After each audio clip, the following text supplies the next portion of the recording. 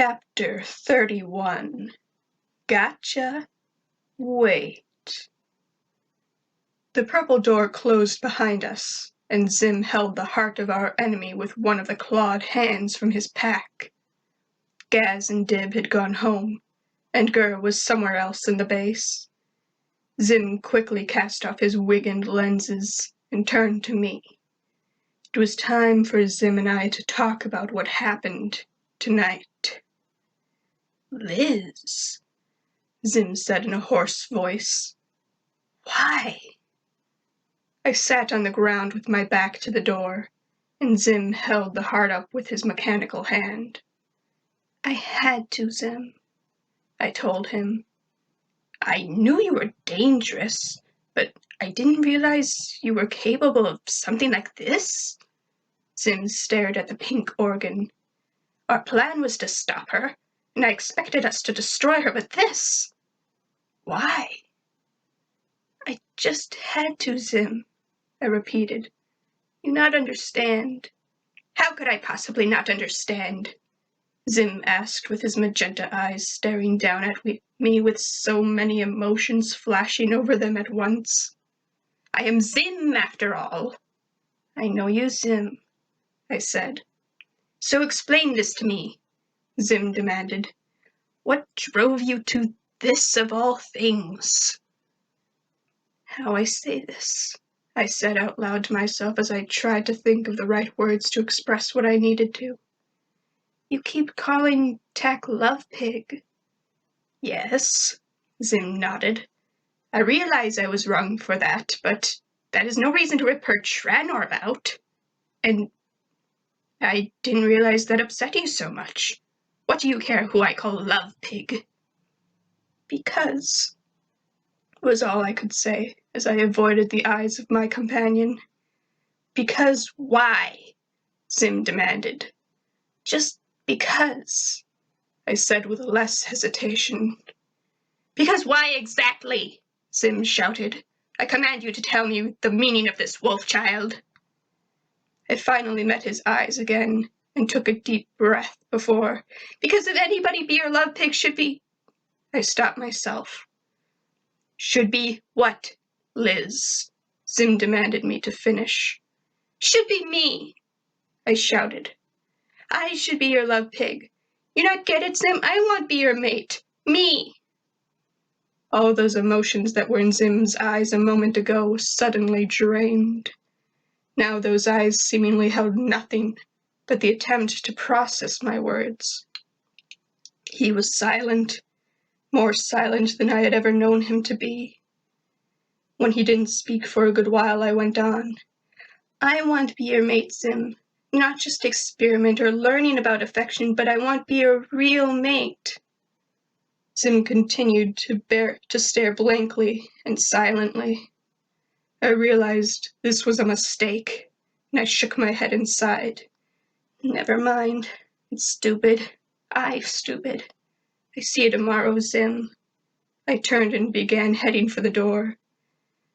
"Liz." Zim's voice stopped me, but I didn't look back at him. "Me and my superior species don't know a whole lot about love and affection anymore. It's rare for Urkins to fall in so-called love. It would be almost impossible for one of us to even identify when ourselves or another is feeling this love. However, when I saw Tak's robot electrocute you, and you laid there in pain, it wasn't the first time I felt this, but I realized I was afraid to lose you. I realized I wanted to protect you at all costs. Perhaps you know better than I do, but do you suppose that could possibly mean that I love you?" I looked back at him when he finished, but I didn't say a word. We stared at each other for a good long while. Without saying anything, we both knew the answer to his question. I slowly rose to 2 feet and dragged myself closer to my Zim. Neither one of us hesitated or resisted. As I held his face in both my hands, I slowly pulled his face closer to mine and pulled my own closer to his. Then our lips met, right in the middle of everything. My eyes were still slightly open, while Zim's were wide. His antennas were as erect as a porcupine's quills. I could tell he didn't fully understand what this was, or what to do here. Eventually, we relaxed, and we became naturals in our action. Dib's point of view. For as long as I can remember her being in my life, I've always imagined Liz at my side. I know she's a bit delusional about her identity, but I'm not exactly labeled as Mr. Sanity over here. I just can't imagine my life without her anymore. She was right this morning. She does care about what I have to say. For years, she's been the only person or creature in my life that has any interest in what I say. My favorite days and best memories of anything were when the two of us went on paranormal adventures together. I sort of thought the two of us would be doing that forever. Of course, being a young boy with a decent-looking female who listens to every word you say as your best friend, it didn't take long for me to imagine us as more than just partners in paranormal investigation. It only took me about a year of having Liz in my life before I started imagining her as that special someone. For the first year, I didn't even know or understand what these feelings were exactly. I was only 9 after all and never got to see what love or marriage was supposed to look like. Gaz and I don't know anything about our mother, and Dad won't tell us anything. With the way he avoids the subject, you'd think we were grown in a lab or something. Anyway, at about 10 years old, or last year, I figured out what these feelings were. Only this time it was a matter of getting over my own nerves to tell Liz my feelings for her, and wondering if she liked me back or not. And then this year, I finally worked up the courage to do something about it. So one day, I wrote out a note, telling Liz exactly how I felt about her, and asking her to be my she-wolf mate. I was so excited and nervous about what she would say. I was going to give it to her on the very day that Zim arrived to our class. He was the reason I had to not go through with it. Since that day, I've been keeping the note in the pocket of my coat, hoping that I could one day give it to the girl of my dreams. With Zim in our lives, I couldn't help but to think that the worst was happening between them.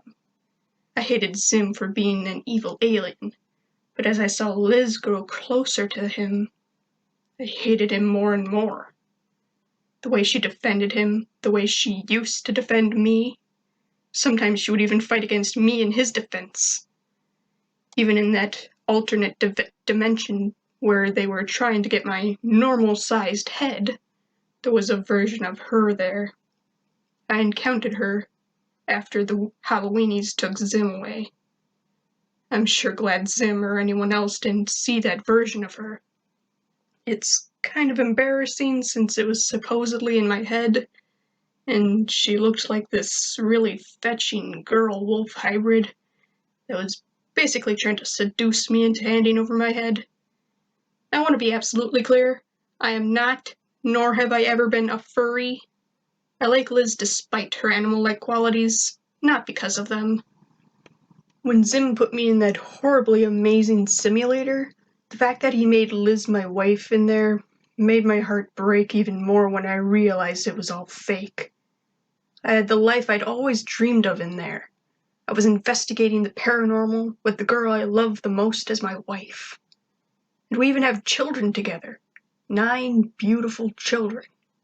But it was all fake.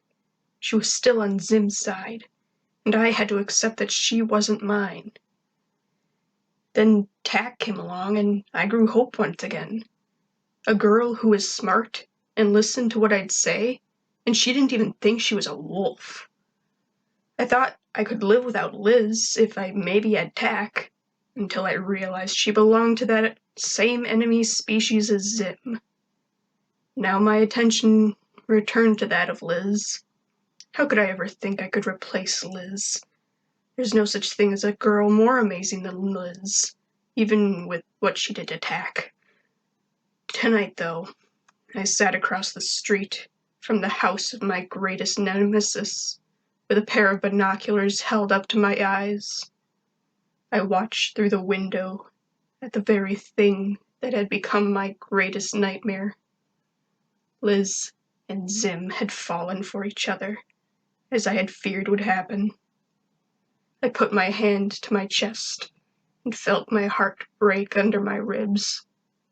I removed the binoculars from my face as I sat in the dark bush. The rest of the block was dark and silent. It was after midnight after all, and Zim's house was the only one lit as brightly as it was. I couldn't even hear or see the light of the television from Liz's foster home. I sat in the quiet dark for a few minutes before pulling the single piece of paper from my pocket.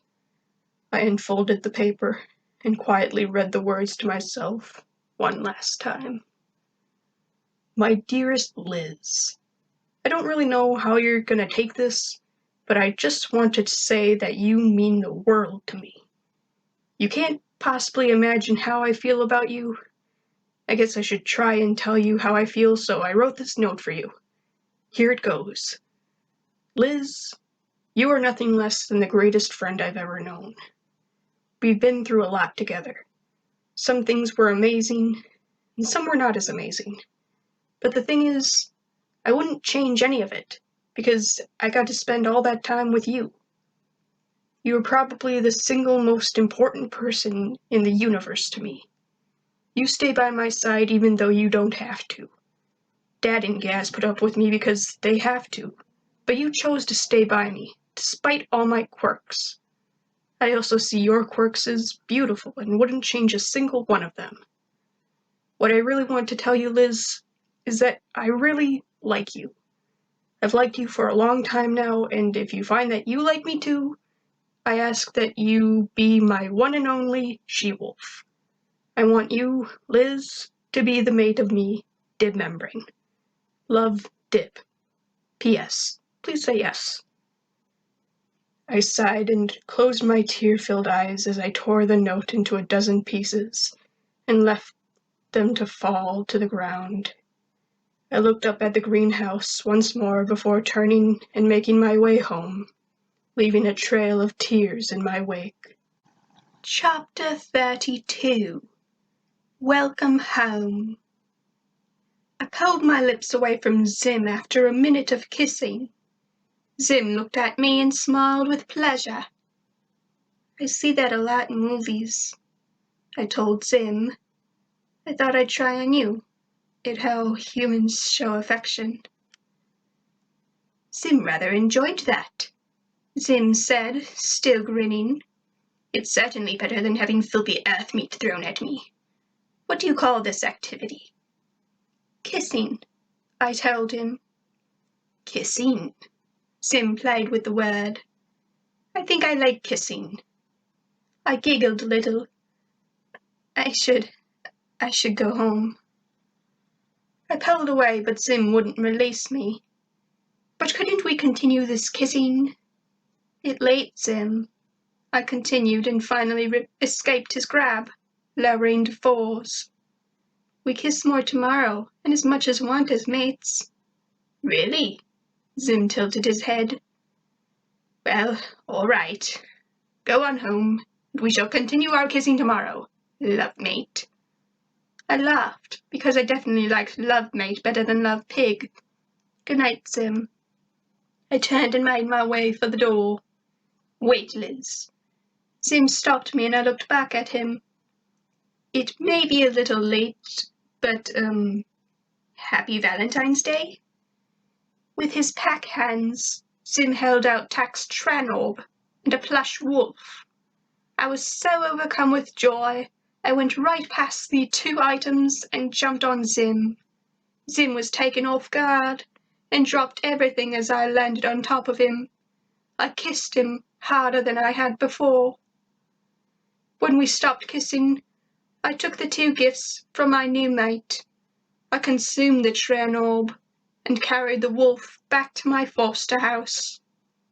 When I went to open the door, however, it wouldn't budge. That's strange. The door was always unlocked. I didn't even know there was a key at all. I dropped the wolf from my mouth on the porch. I began scratching at the door and howling and barking to be let in. I sat there for a few minutes before remembering there was a dog door on the back door of the house. I picked up the plush and ran around to the back of the house. I slipped in the doggy door and into the house. The television was black, and neither of my fosters were on the couch. I headed upstairs and entered my bedroom, which was the only lit room in the house at the moment. In my room, I saw all the pictures and posters in my room were shredded. My bed was flipped, and the contents of my closet were spilled all over the floor. The framed picture next to my bed of Zim and I was smashed and torn.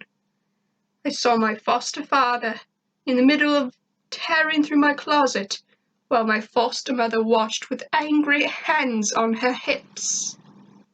The plush fell from my mouth as my jaw dropped. They stopped what they were doing when they saw me. There you are, you rotten little monster. My foster dad hobbled towards me with rage. What was this? What was going on? This was far from normal for both of them. Look at the guilt all over her face, Robert, my foster mom commented. She knows exactly what she did. I whimpered questioningly, and Robert continued his anger. Don't make those stupid noises, Elizabeth. You can't play dumb with us. You chewed right through the TV wires. It was true. This morning I was so stressed about tack and so mad at that television for always being on. I chewed on them wires while the 2 were still sleeping. I had killed their precious picture box. I'm sorry, I muttered. You ain't staying here any longer, you horrible, delusional dog child, Abby squealed with her pig face. Get out of here and don't you ever come back here. Robert towered over me and pointed out the door. I turned and rushed down the stairs and out the door. I left Zim's present in my old room and ran right back into that greenhouse I had left only a short time ago. Zim had gone down below by now, and I howled until he came back up the elevator. "Liz!" he shouted, and I stopped howling. "What is the matter? What happened?" I embraced Zim and dug my claws down into his uniform with a mix of anger and sadness. "Zim!" I cried. "My fosters kicked me out of house." "What?" Zim pushed me away. "How dare they? They'll pay for this." "No, Zim." I held Zim back from doing something stupid.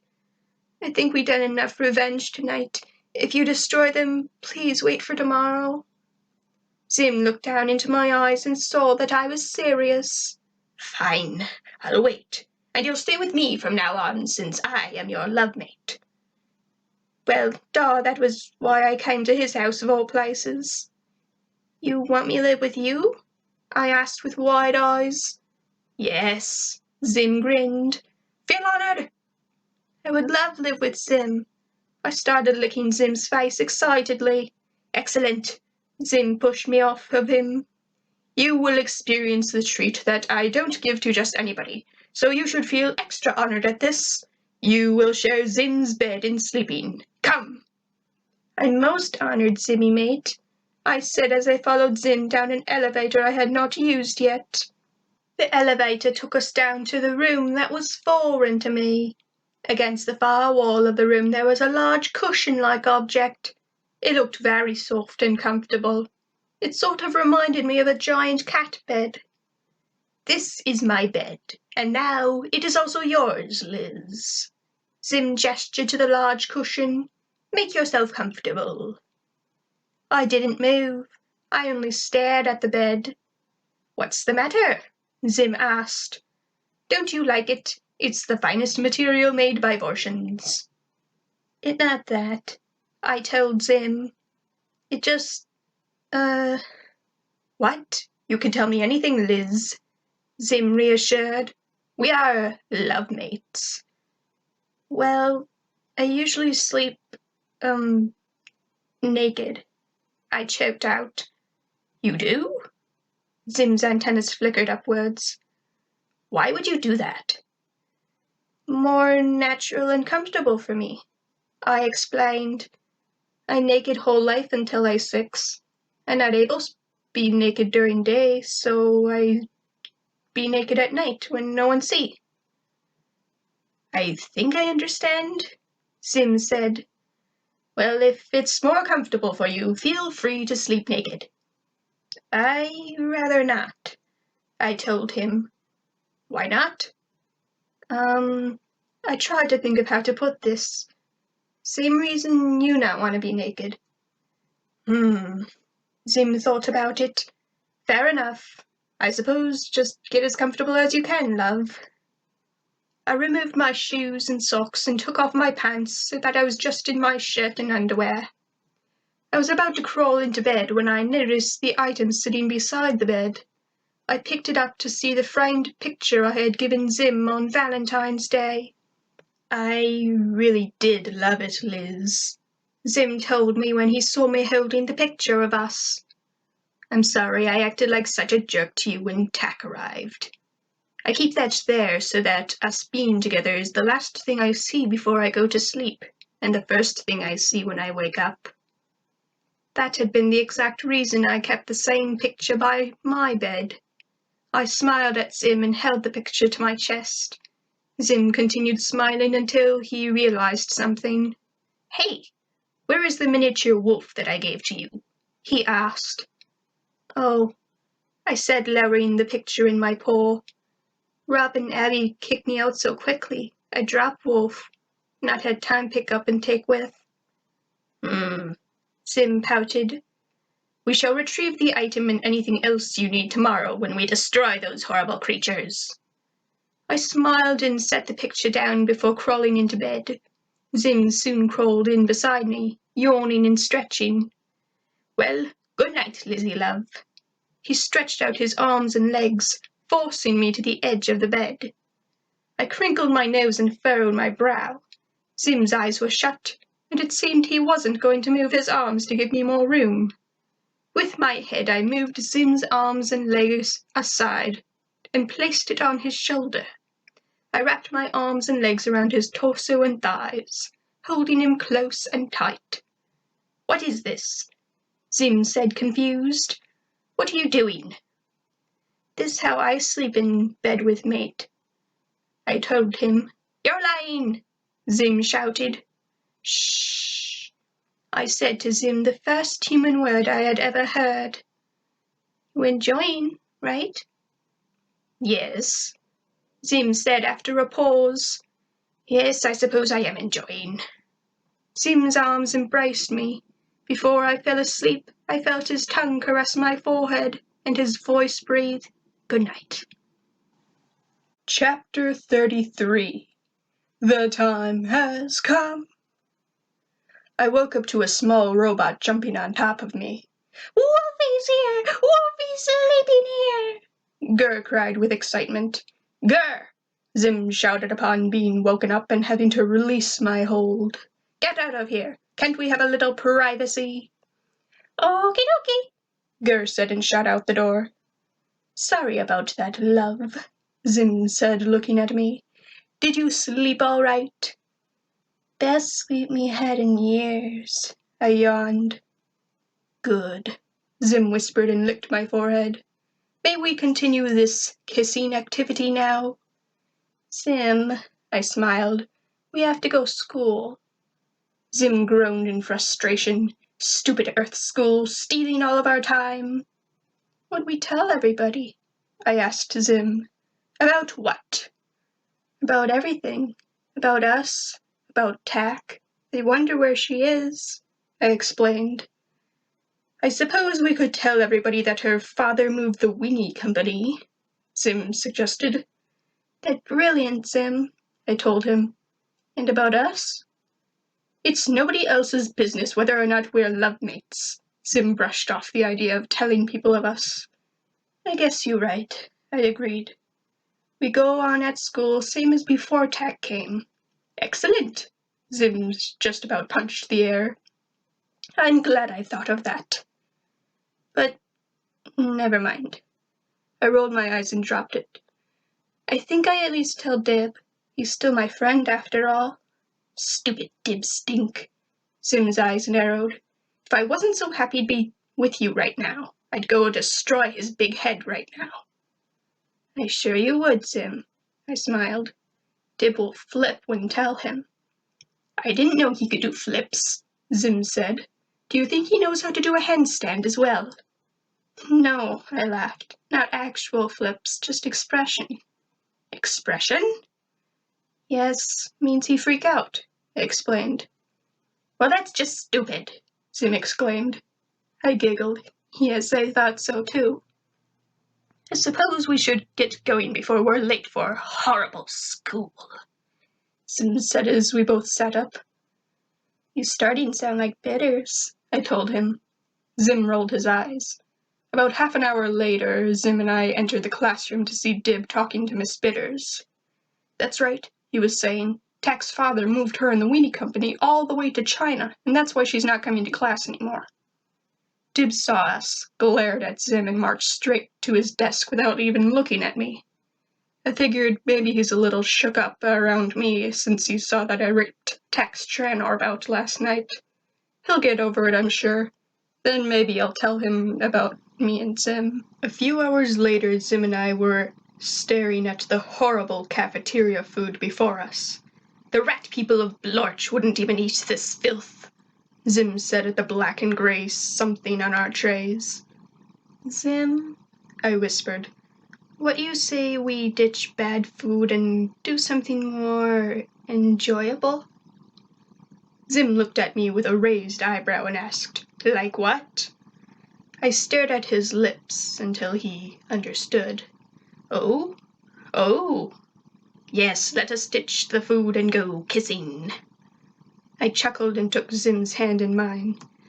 I stood to 2 feet and guided him out of the cafeteria to an old janitor closet. What are we doing in here? Zim asked as I shut the door and turned on the small light. Well, we're not supposed to kiss public, I explained. Why not? Zim questioned. People know we mates that way.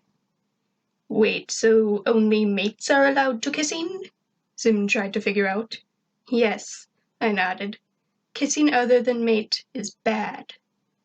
I think I understand this insane Earth logic, but I'm becoming bored, Zim told me. Let us start the kissing! I pulled Zim in and kissed him strongly. He held me tightly by the waist, and I wrapped my arms around his neck. I rubbed the back of his green head with my paw while we kissed. After a couple good minutes of sucking face, Zim and I finally pulled away. You're very good at this kissing thing, Liz, Zim told me with a grin. You very good as well, I said, giving a single lick to the cheek. Well, of course I am, Zim said, pulling out of my embrace. I am the amazing Zim! I might even go as far to say that I am the greatest kissing to ever live. You certainly best I ever have, I agreed while dropping to 4. The best you've had, Zim repeated. How many other kissing partners have you had? Who were they? None, I assured. Last night my first kiss. It was mine as well, Zim said with that cute half-smile I've fallen for. I'm honored to be your first, and expect you to be honored to be my first. I'm most honored to be mighty Zim first mate, I nodded. As long as I also last? Last? You mean lifelong mates? Zim's eyes widened. Is that what Liz Love wants? I smiled and nodded slightly. That what Zim Love want? Zim thought for a minute. It is what Zim wants, except Urkins and Earth monsters have very different lifespans. Without a pack on you, I will surely outlive you by a couple hundred Earth years. You make me pack, I suggested. I suppose I could, but it would take a very long time, Zim explained. It takes about a year just to make one for an Urkin's meat, but it would take even longer to make one for someone as grown as yourself. Not to mention, you're a completely different species, so I will have to personalize your pack to fit your different needs. How long would it take? I asked. It could take me about 3 to 8 years, 10 at the most, Zim said. I can wait. It means we spend life together, I responded. That's my good Liz. Zim crouched down and gave me a peck on the brow. 2.5 hours later, Zim and I were walking home. Home. I could finally call the base home, and it was true. I finally had somewhere to call home after all these years. I lived in many houses, but haven't been home since my mother fell into that dreadful river. We still had to walk past my last place of residence to reach my new home. Zim stopped in front of the house and stared up at it with a cocked brow. I had continued walking until I realized he stopped. I looked back at my mate. Zim, I called out to him. What you doing? Those vile earth beasts made a terrible mistake when they decided to disown you, Zim said while still staring at the house. They must pay. Zim marched up to the door and knocked aggressively. I stared on from the sidewalk as Robert opened the door. What do you want, kid? He asked with annoyance. Zim took out his pack legs and used them to rise above Robert's height. Zim pulled his hand back and then punched my former foster father square in the nose. Robert stumbled back while holding his nose in pain. That's for my mate, you filthy earth monster! Zim shouted down at Robert before looking back at me. Go on, Liz. Get whatever you need from this horrible house. I did as Zim asked without question. I ran inside and up to my old room. I collected a few more sets of clothes, grabbed the picture and the plush wolf, and I ran back down and out the door where Zim was back on his normal feet. You have everything you need, Liz? Zim asked, and I nodded. Good. Before we go, I have one more thing I want to do. Zim slammed the door shut and removed a small device from his pack. He placed the device under the porch, and we both stood back. From the device, a large pink bubble formed around the entire house. Within seconds, the bubble and its contents faded away. Zim wiped his hands proudly and started back to the base. We entered the base, and I set everything on the floor. Where you send them? I asked Zim. Oh, just to Mupin 10, the imprisonment planet, where they'll be imprisoned for the rest of their lives, Zim explained nonchalantly. Nice, I nodded. I go put things in room. Excellent, Zim said. I will go begin working on your pack. Zim and I went our separate ways. Down in the bedroom, I unloaded the small bag of clothes I had quickly packed. I decided I didn't like wearing the t-shirt to bed, so I will be switching to a tank top and the moon-patterned bottoms I usually only wear when it's too cold to be naked. There seemed to be a small closet that I couldn't really figure out why it was there since Zim only has the one outfit, but I used it to store my own clothing. For the plush wolf, I set it on my side of the bed. It was so sweet of him to get this for me. I looked at the broken picture and compared it to the unbroken one by our bed. The frames were similar since Gur and I picked out both of them. In the broken picture, the glass was cracked with a few pieces missing. I went up to the Voot Cruiser and taped the picture without the frame on the inside of the windshield. Now he'll see us together whenever he travels. I went back down to the house and decided to go visit Dib. I wanted to let Zim know where I was going but not disturb his work too much, so I called him from the watch. Zim, love, I said. I going out for walk, I be back later. That's fine, Liz, he responded. But before you go, come down here and give your mate a kissing. I smiled and went down to the lab where Zim and I exchanged a kiss before I left. I then trotted on to Dib's house and started howling until Gaz opened the door. I came inside and asked where Dib was. He's in the kitchen, but he's been acting really stupid all day, Gaz told me. I went into the kitchen to see Dib doing his homework at the table. He looked up at me and looked a bit irritated. "Oh, hi, Liz," he said before redirecting his attention to his work. "I not see you all day, Dib." I took a seat on the chair beside him. "You okay?" "I'm fine," he said without looking up. "You can tell me anything, Dib," I assured. "What's going on?" "I said I'm fine, Liz," he snapped at me. I sat in silence for a moment. "You know," I finally said, "my fosters kicked me out of house." Dib looked a bit concerned and surprised for a moment. "They did? Wait." He realized, and then his tone shifted back to the irritated one. "You're probably moving in with Zim, aren't you?" "How you know?" I asked. "Lucky guess," he said flatly. This may have been against my better judgment to tell him now, but he had the right to know. I figured he was already in a pretty bad mood that I might as well give him all the potentially upsetting news at once. No use holding back.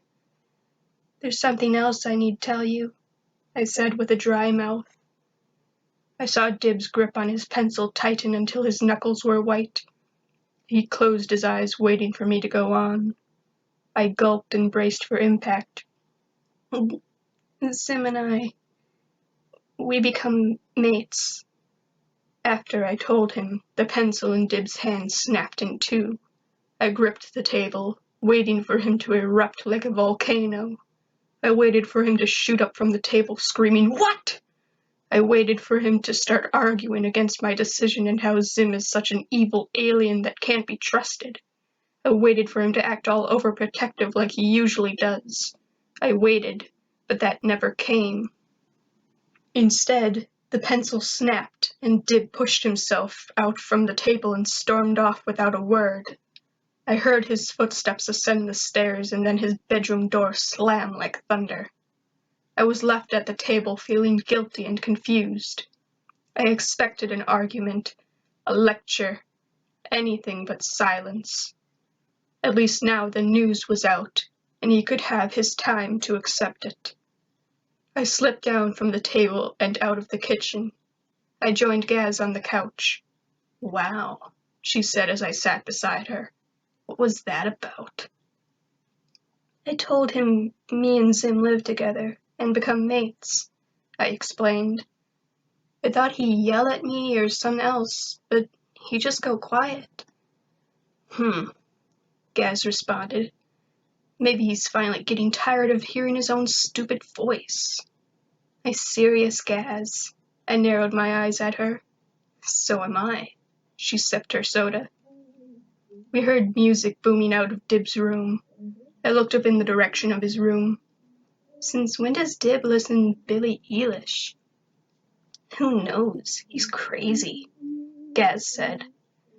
"Wait, so you and Zim are together now?" "That right," I nodded. "Huh," she said as she was processing. "This is really gonna disappoint Dad." "What you mean?" I tilted my head. "Well, I guess you're some kind of scientific or psychological wonder or something," she explained. "A couple times he's talked about being all excited about seeing your genetics combined with ours." "Genetics combined?" I repeated for her to explain further. "Basically, our family is all gifted intellectually or whatever, and you're more gifted in the physical senses," she went on. "And even though you're kind of stupid in some ways, you're pretty exceptional in others. Your language is among the worst I've ever heard, but you're a pretty fast learner when it comes to doing physical activities. There's no denying you're strong and faster than most people. You even play a mean game of Mario Kart. I guess Dad thought you and my brother could have some super babies or something." I gagged. "Ew, kids with Dib? Gross." Glad you're not completely stupid, Gaz smirked. Besides, they all have giant heads. Chapter 34. All's Fair. After an hour of waiting and realizing Dib wouldn't be coming down from his room, I decided to head home for the night. I entered the house and went down to the lab to see Zim still working as I'd left him. Honey, I home. I hugged my mate from behind and licked his cheek. Welcome home, love wolf. Zim didn't look up from his work, but he did start smiling at my presence. Where do you go off to? I told Dib about us, I said as we swayed and I rested my chin on his shoulder. He not take very well. Zim chuckled. I can imagine. Victory for Zim. Victory is mine, I corrected as I tightened my embrace on the small green Erkin. I want to hold you like this for many moons, Zim. Call you mine and be called yours. I like it, Zim said softly, and I could have sworn he was purring. You are so very warm, my Liz. So perfectly warm. Zim set down his tools and placed his hands on mine that were crossed over his chest. Our heads started rubbing together, and I could now definitely say that he was purring. He trembled every time I breathed into his neck. I not know you could purr, I breathed. Zim took a moment to respond. Neither did I. I thought I liked seeing Zim smile, but I love hearing purr, I mused. My Liz, Zim trembled. Yes, my Zim, I whispered. It is true. I'd never seen him tremble so much, or at all for that matter. I am in love with you. I'm so happy, my love, I told him. I love you forever. We stood there swaying and holding each other so tightly. Zim, love, I finally breathed. Yes, Lizzie, love. What you tell your alphas? I asked my mate. My alphas. About us, I clarified. About us, he repeated and then realized what I was saying. We stopped swaying and he unwrapped my arms from him. While still holding on to my paws, he turned to face me.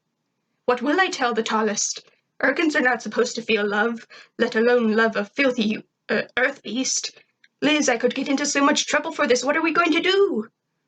Zim, I gripped his hands tighter in mine. If I can tell Dib about us, you can tell tall alphas. I'll be right here when you do. What if they have one of us killed? Zim said with worry. Or both of us. I can't let that happen. I will keep us a secret, Liz. Our love may be forbidden, but that will not stop me from being with you. Zim pulled me in and kissed me, and we kissed for about half a minute. You pick me over home species? I asked when we pulled apart. Perhaps I'll tell them eventually, Zim said. But right now I just want to enjoy the time we have together. That make me so happy. I grinned and kissed him again. The next day, Zim and I went home and he took me down to the simulation room that he had used on Dib. He had Gur come down and join us. Zim, what we doing down here? I asked him. We need to work on your inferior fighting skills, Liz, he explained.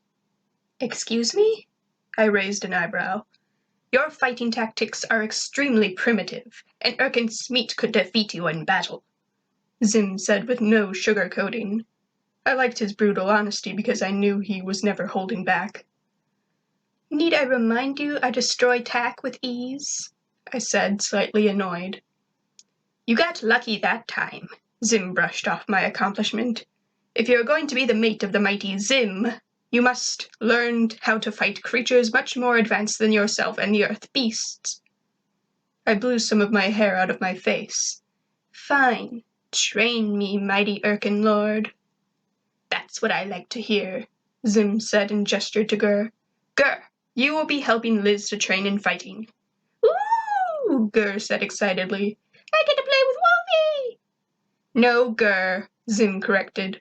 Not play. The two of you will be fighting with each other.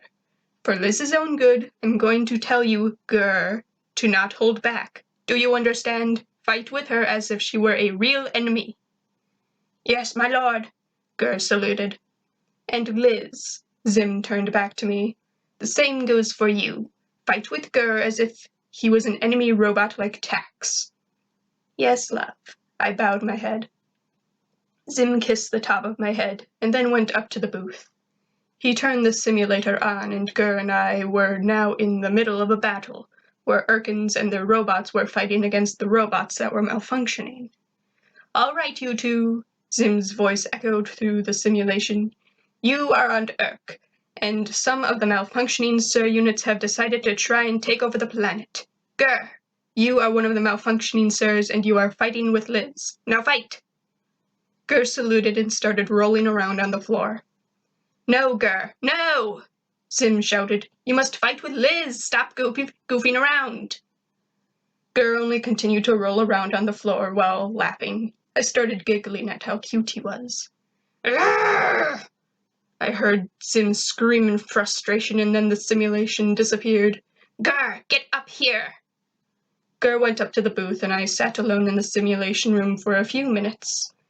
"All right, Liz, change of plans." Zim finally started talking again. "You'll be fighting against the simulation itself." The simulation changed so that I was facing Tack and Mimi. I arched my back and started growling at the enemies.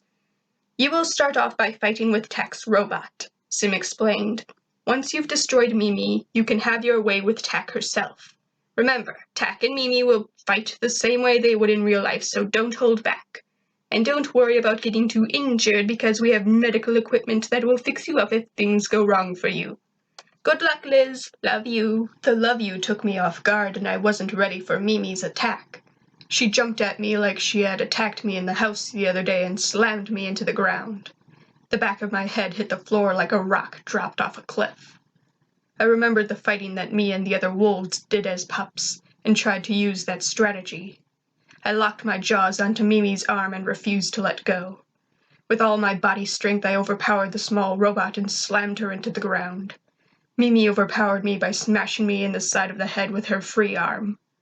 For 3 hours, I practiced battling the holographic robot while Zim yelled pointers down at me.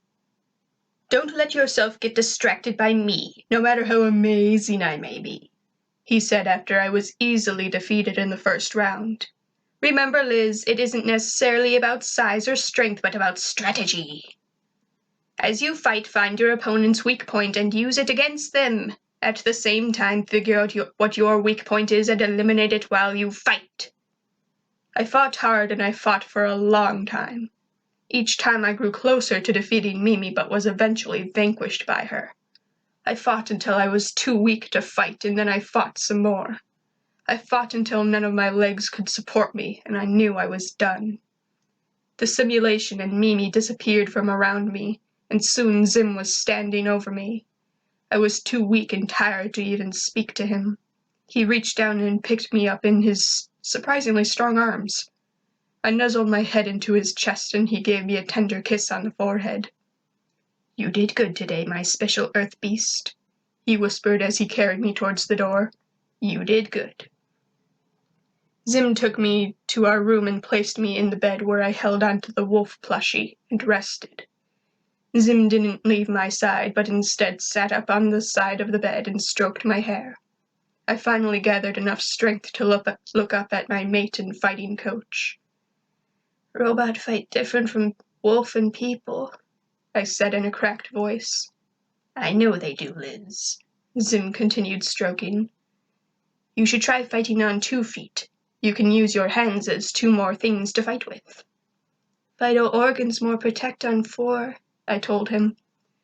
"Would been harder about Tech hard if she on 4 leg." "You dare disagree with me?" Zim's had his usual burst before cooling down. "Suit yourself, love. I suppose you have to find your fighting style that works for you." And so for the many evenings that followed, Zim spent his time either training me in the simulator or working on my pack, while I went to visit the membranes or Gretchen. It took several days, but Dib eventually stopped acting so ornery and could almost talk to me normally again. On days that followed my training, I went to school sore and exhausted. I'd crash on Dib or Gretchen's couch those evenings and all but napped. Also, for the rest of the school year, Zim and I went to our make-out session privately in the janitor's closet during lunchtime. No more poor excuses for lunch when we could be enjoying our favorite activity together. I have little time to go hunting anymore, which really sucks. My only real opportunity for hunting is during the walk home when I can finally hunt some squirrels, rats, or suburban rabbits. My hunting skills deteriorated at first, but with more training my hunting improved, along with my fighting. It took me a full cycle of the moon before I was finally able to defeat Mimi. After Mimi, I practiced fighting Tak, a well-trained Urkin. Tak was much easier because she could actually feel pain and was possible to distract. I defeated her on my second day. After that, I switched to having to fight Mimi and then immediately fight Tak, which was a living hell. However, I did want to one day fight alongside Zim if necessary, and always fought until I no longer could. Over time, I grew stronger, more resilient, and better at strategical fighting. Chapter 35, La Danza. Congratulations, you've all made it to the end of a horrible school year without killing each other, Miss Bitters said on the last Monday of the school year. I was so ready to be done with school and spend more time training, hunting, and relaxing with my friends and mate. However, this Friday is the last day of your miserable school year, and the school will celebrate the end of the miserable year with a miserable school dance. The boys all gagged and the girls started giggling and whispering to each other. Zim just seemed confused as ever, while Dib looked annoyed as always since Tak's destruction. I guess this could be an all-right experience for me, now that I'll have a date. Usually Dib, Gaz, and I just go and sit in the corner of the gym while judging everyone.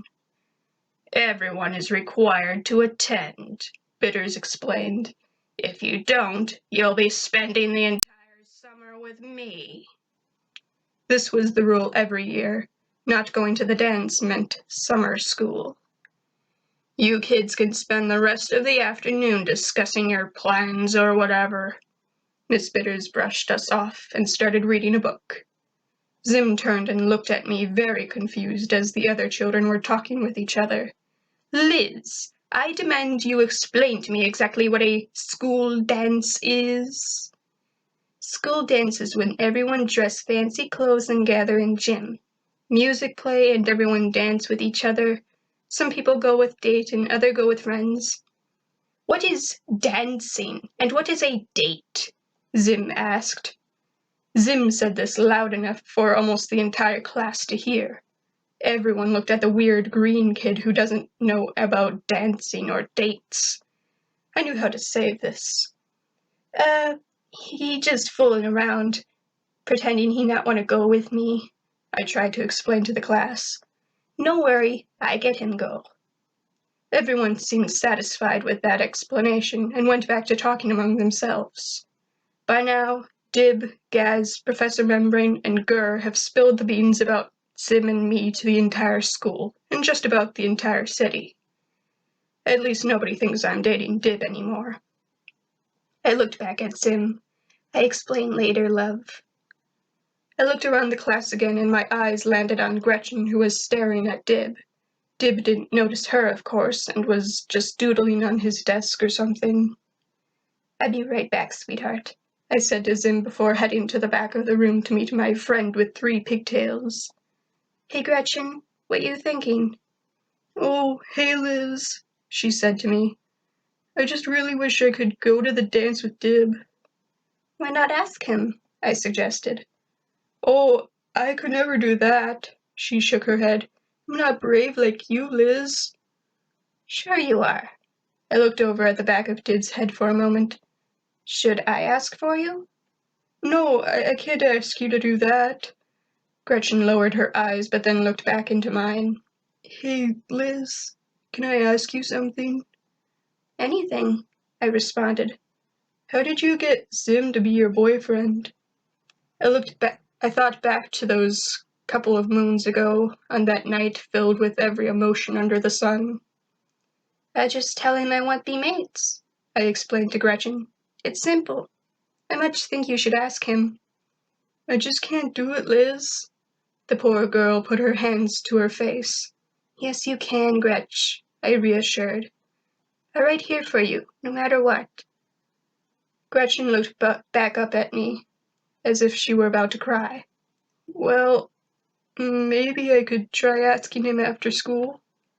That's perfect, I smiled. I tell him to wait before walk home. Thanks, Liz. Gretchen smiled at me. You're a really great friend. After school, I told Zim to walk home ahead of me while I stay behind and take care of stuff. Even though our relationship is out in the open, we still refuse to show affection in public because Zim thinks it would make him look weak, and I don't think I could perform with an audience very well. I had Dib wait outside near the steps with me, but didn't tell him what for. Dib waited impatiently until Gaz came outside. There you are, she said. Are you coming or not? I can't, Gaz, Dib told her. Liz told me to wait for something important. Gretchen finally came outside and looked down the steps at us. Sorry, Liz, she told me. I had to go throw up a little.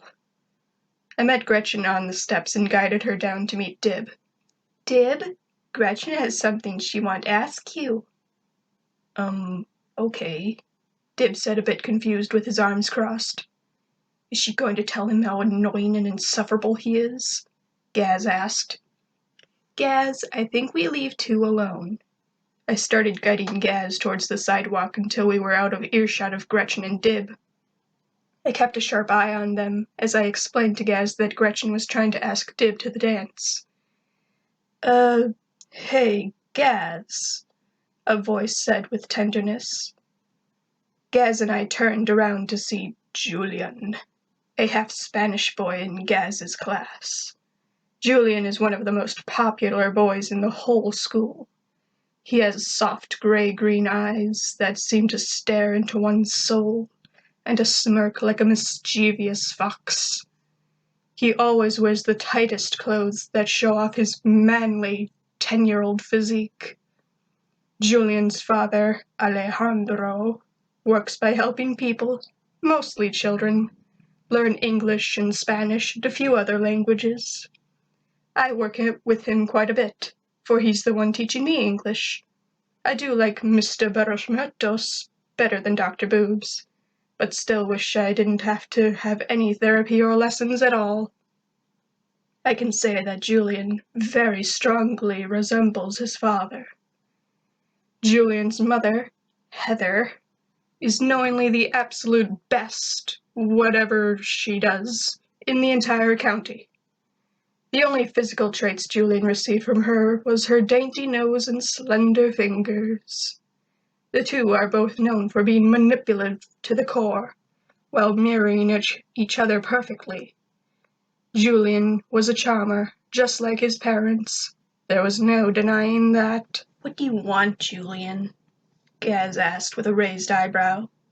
It is pronounced Julian, Julian corrected her. I don't care. What do you want? She repeated the question. My spicy Gaz, Julian said with his charm. I was wondering if you would give me the honor of allowing me to escort you to the dance this Friday. Why? Gaz inquired. Well, we all must go anyway, Julian explained. I figure that we might as well go together and have a magnifico time. Gaz sighed. Fine, Julian. I guess I can go with you, but no kissing or anything gross like that. As you wish, my beautiful pizza princess. Julian tried to stroke Gaz's face, but she pulled her head away and growled. Julian left us, and Gretchen came over by us. Liz, he said yes, she told me excitedly. He did? My eyes widened. That wonderful, Gretch. See, I knew you could do. Dib came over by us. Gaz, can we go now? "This is so great! All three of us have date!" I exclaimed. Dib looked at Gaz with surprise. "Wait, you have a date, Gaz?" "It's not a date," she corrected. "We're just going together." "Going with whom, exactly?" Dib inquired. "Julian Muertos," I told Dib. "Julian?" Dib shouted. "You can't go to the dance with him. He's just some manipulative, rich, pretty boy who happens to speak Spanish. What's so great about speaking Spanish? We speak Spanish. Even Liz can speak Spanish."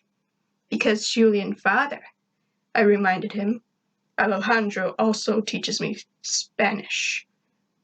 "You can't tell me what to do, Dib." Gaz got in his face. "I can go to the dance with whoever I want." "Maybe," Dib responded, "but I'll be keeping my eye on the two of you all night long. If I see any behavior that I find unworthy of my sister, You'll move aside and I can kick his butt myself," Gaz interrupted. "I can take care of myself, you know. I don't always need my stupid, crazy brother to protect me." "Fine," Dib surrendered. "Just don't let him get you alone. There's no telling what that boy will do." "I see y'all tomorrow," I told my three friends. "I must go explain dancing to Zim." I took off and headed home to my mate. "There you are," he said as I entered the lab where he was working on the pack. "Where have you been? What took you so long?" "I helped Gretchen find date for dance," I explained to my green love. "And that's what we were supposed to talk about," Zim exclaimed. "What exactly is a date? And what is dancing?" "Zim, my love," I said, grabbing his hand, "you spent many moons training me fight. Now I train you dance." "How do you even know how to dance?" Zim asked. "You know I go Julian father for speech lesson?" "Yes." "Senior B also give me dance lessons," I explained. "He teach me tango, waltz, salsa, and some hip-hop. I teach you salsa and some hip-hop, and we duet dance." "I still don't know what dancing is, Liz," Zim said as he was growing impatient. "Dancing is when move body and rhythm with music, sometime by self or couple or group.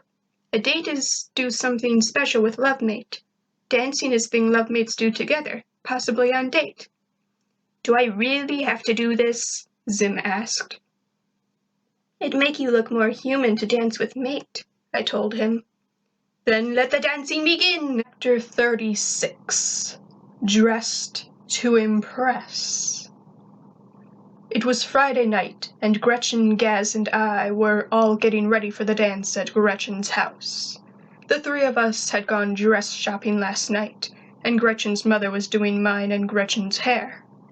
My hair was half up with strands still in my face, and I wore a standard strapless knee-length dress, the color of a pale blue moon. I saw Gretchen's hair down for the first time, and her mom put it into beautiful vintage curls.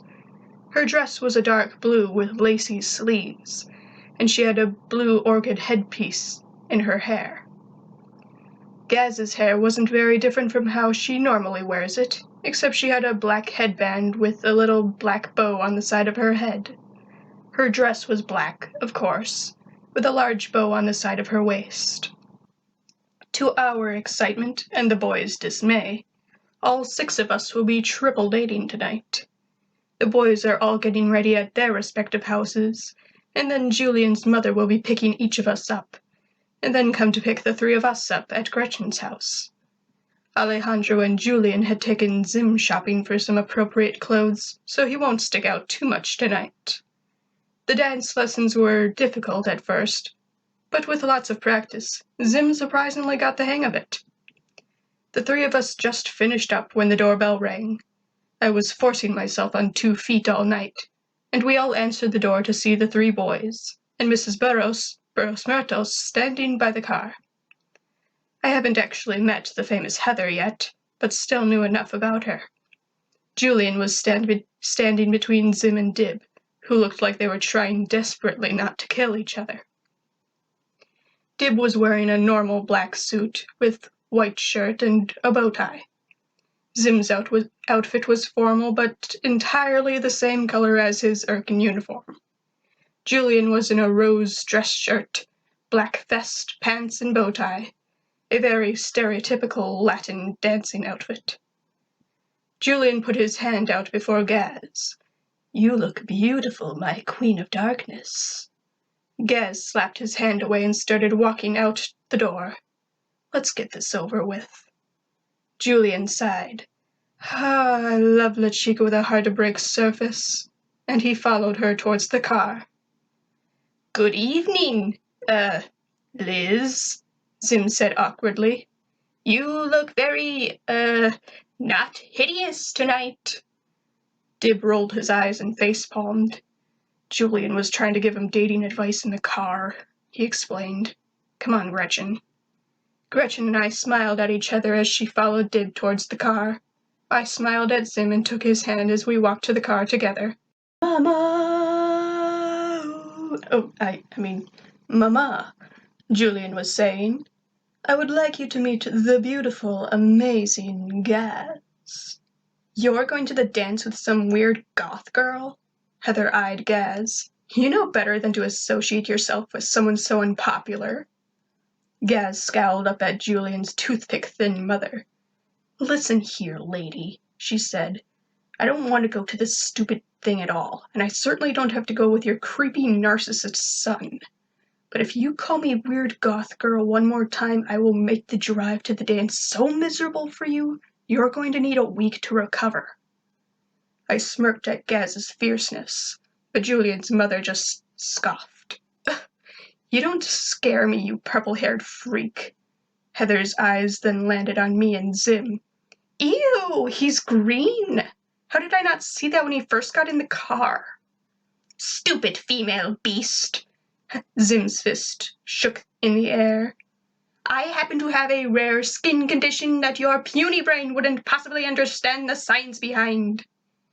"Right. My puny brain can't understand that you look like some sort of freakish alien." Heather rolled her eyes. Dib's eyes went very wide and he started grinning. He looked back and forth between Zim and Heather, full of excitement over someone else calling Zim an alien. Gaz smacked Dib in the back of the head, wiping the smile off his face. "She didn't mean it literally, stupid. Don't get so excited," she told him. Heather's eyes traveled to me. "And you must be Elizabeth, the weird feral girl my husband has been teaching English and dancing to?" "It, Liz. And yes," I told her. "Well, Liz," Heather mocked. "I don't even know how you're not the first weird feral thing that I've met. I used to know this lame homeschool kid that went feral after spending some time in the cargo hold of a plane with some rats. Gross." "Lucky," I breathed. "And don't even get me started on that little purple thing. Ugh, how did my child get stuck going to the dance with the weird kids?" Heather asked herself. Guys," Gretchen held up her finger. "The dance is gonna start soon. We should go." "Whatever." Heather rolled her eyes and got into the driver's seat. Julian and Gaz sat up front with his mother. Dib, Gretchen, me, and Zim all had to squeeze in the back. I wanted the window seat so that I could stick my head out, but Zim didn't want to risk coming into contact with any humans besides me. And so, here I was, wedged between Zim and Gretchen. Mrs. Burros Matos dropped us off in front of the school. The 6 of us walked into the gym, Zim and I holding hands, Julian trying to have any physical contact with Gaz no matter how small, and Gretchen just being glad to be there with all of us. Children were dancing about and music was playing. Lights were flashing in the otherwise dark room. "This place is so noisy," Zim complained over the music. "Why is it so noisy?" "It's called music, Zim," Dib explained with a roll of the eyes. "Don't tell me you don't have music on your home planet." I had made the boys promise to behave for the night and not fight with each other no matter what happens. I had to stand on 2 feet and wear a dress. Zim and Dib couldn't fight. Gaz and Gretchen had to be tortured by all this noise and people. And Julian was the only one with us that didn't seem to have anything to complain about. Some girls came up to us and started asking Julian to dance with them. "I'm sorry, ladies, but I am here with the lovely and scary Gaz tonight. She is the only one I wish to dance with," he told the girls. "How long is this thing?" Zim asked when the girls were gone. "Trace hours, my green friend," Julian told Zim. "Please excuse me, beautiful Gaz. I shall go make a request for a song that we may dance to properly." As Julian started heading for the DJ booth, I called after him, "Make salsa dance music." He turned back to face me and called back, "What else would I request, Loba?" And he disappeared into the crowd. I looked at Gretchen and could see that she looked very nervous, even for her. She was sweating and her hands were shaking. Julian came back when I was about to ask if she was okay. "We have to wait 4 songs before he plays the salsa music," he told us. "Perfect," I said. "Boys, could you go get us drink?" "Why would we do that?" Zim asked. "Can't you get it yourselves?" "It is gentlemanly behavior, Senior Zim, whatever your last name is," Julian explained. "He doesn't have a last name, and he doesn't know how to be a gentleman because he's an alien," Dib said with frustration. "Dib, we talk about this," I said. "None this tonight. Now get drink." "I shall return shortly, my Gaz." Julian tried to kiss Gaz's hand, but ended up getting slapped instead. He chuckled. Try not to miss me too much while I am gone." Finally, the 3 boys were gone, and I could talk to Gretchen. I took her by the arm and guided her to one of the chairs by a table and sat her down. "No be nervous, Gretchen," I told her. "You're doing great." "I just don't know what to talk about," she said. "I want to make conversation with him, but I don't know what to say." "Dib love talk," I said as I sat across from her. "Let him do talking. Beside, we not leave side all night. Right, Gaz?" I looked up at Gaz. "Yeah, sure thing, metal mouth." "Oh," Gretchen just about wailed and put her head in her hands. Just then the boys came back over with 2 drinks each. "Here, Liz," Zim said as he set one of the drinks in front of me and sat next to me. "Here you are, Gretchen." Dib did the same, and then realized her head in her hands. "Hey, are you all right?" I got out of my chair and pulled Dib aside. "She very nervous tonight," I explained to him. "Make conversation with her. Tell her she look pretty." "Oh, really? Okay, Liz." Dib nodded. "You know you're a really good friend." "And you horrible date," I told him with a smirk. "You still talking with me when you should be talking to Date?" "Oh, right. Dib sputtered and rushed back to Gretchen's side. I rejoined Zim, who was trying to look like he was actually drinking the punch without it destroying his mouth. "You Earthlings actually consider this fun?" he asked me when I sat back down. "Blowing up enemy planets, now that's fun." I had enough of Zim complaining. Time to bring out the puppy eyes. "What?" he questioned when seeing the eyes. "What are you looking at me like that for?" "I just want to have fun with Mate tonight," I told him with a sad voice. "But you not enjoying self." Zim sat back in his chair. "Oh, you want Zim to enjoy himself, do you? Well," Zim jumped out of his chair and onto the table.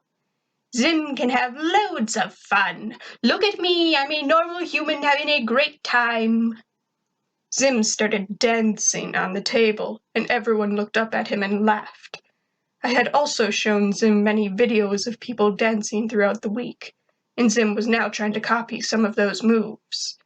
He shook his hips while tracing peace signs in front of his eyes.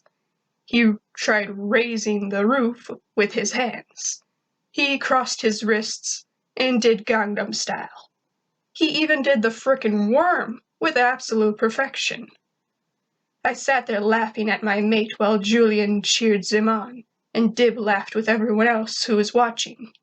Gretchen looked surprised and a little relieved the attention was off of her, and Gaz just looked as annoyed as usual. Zim looked down at me. Come on, Liz, don't you want to come have fun with me? He reached down and grabbed my paw, pulling me up onto the table next to him. You wanted to dance and have fun, didn't you? Zim started doing the Macarena in front of me, and everyone kept laughing. Sometimes I'm really glad that wolves are almost impossible to embarrass. I looked down at the other kids around us, who were all laughing, or at least staring, and then I started joining in Zim's dancing. You've got to be kidding me, Dib said to himself. See, see, shouted Julian as he jumped out of his own seat and started dancing on the floor. He grabbed Gaz's hand and pulled her to her feet as well. Come, Gaz, let us dance the Macarena. As one might predict, Gaz just stood there while watching the rest of us make fools of ourselves. Pretty soon, everyone, except for Dib, Gretchen, and Gaz, was dancing the Macarena. What is wrong with all of you? Dib asked the mob of dancers. What matter, Dib? I asked my old friend. Too frightened like a rabbit for dance? No, he shouted back up at me. This is just stupid. You're all being led in dance by an alien. Hey, Zim realized. I am leading the humans, aren't I? I'm glad I realized this. Attention, everyone! Oh no, Dib and I said in unison.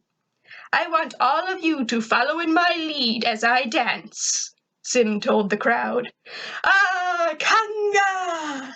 Julian shouted and pulled Zim off the table and forced him to lead a conga line. Hey, what is this? Zim shouted as a line of children pushed him forward. Stop this at once, you filthy humans! I command you to release Zim! Liz, help! I've been captured! I laughed and watched my date get dragged away by a river of children. Thanks, Julian, you just saved us all, Dib shouted after them. Chapter 37 Dance Battle.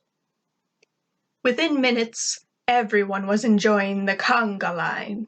Even Dib, Gretchen, and I had joined and were having a great time. My hands were on the waist of some kid, Gretchen's hands were on my waist, and Dib was holding Gretchen's waist.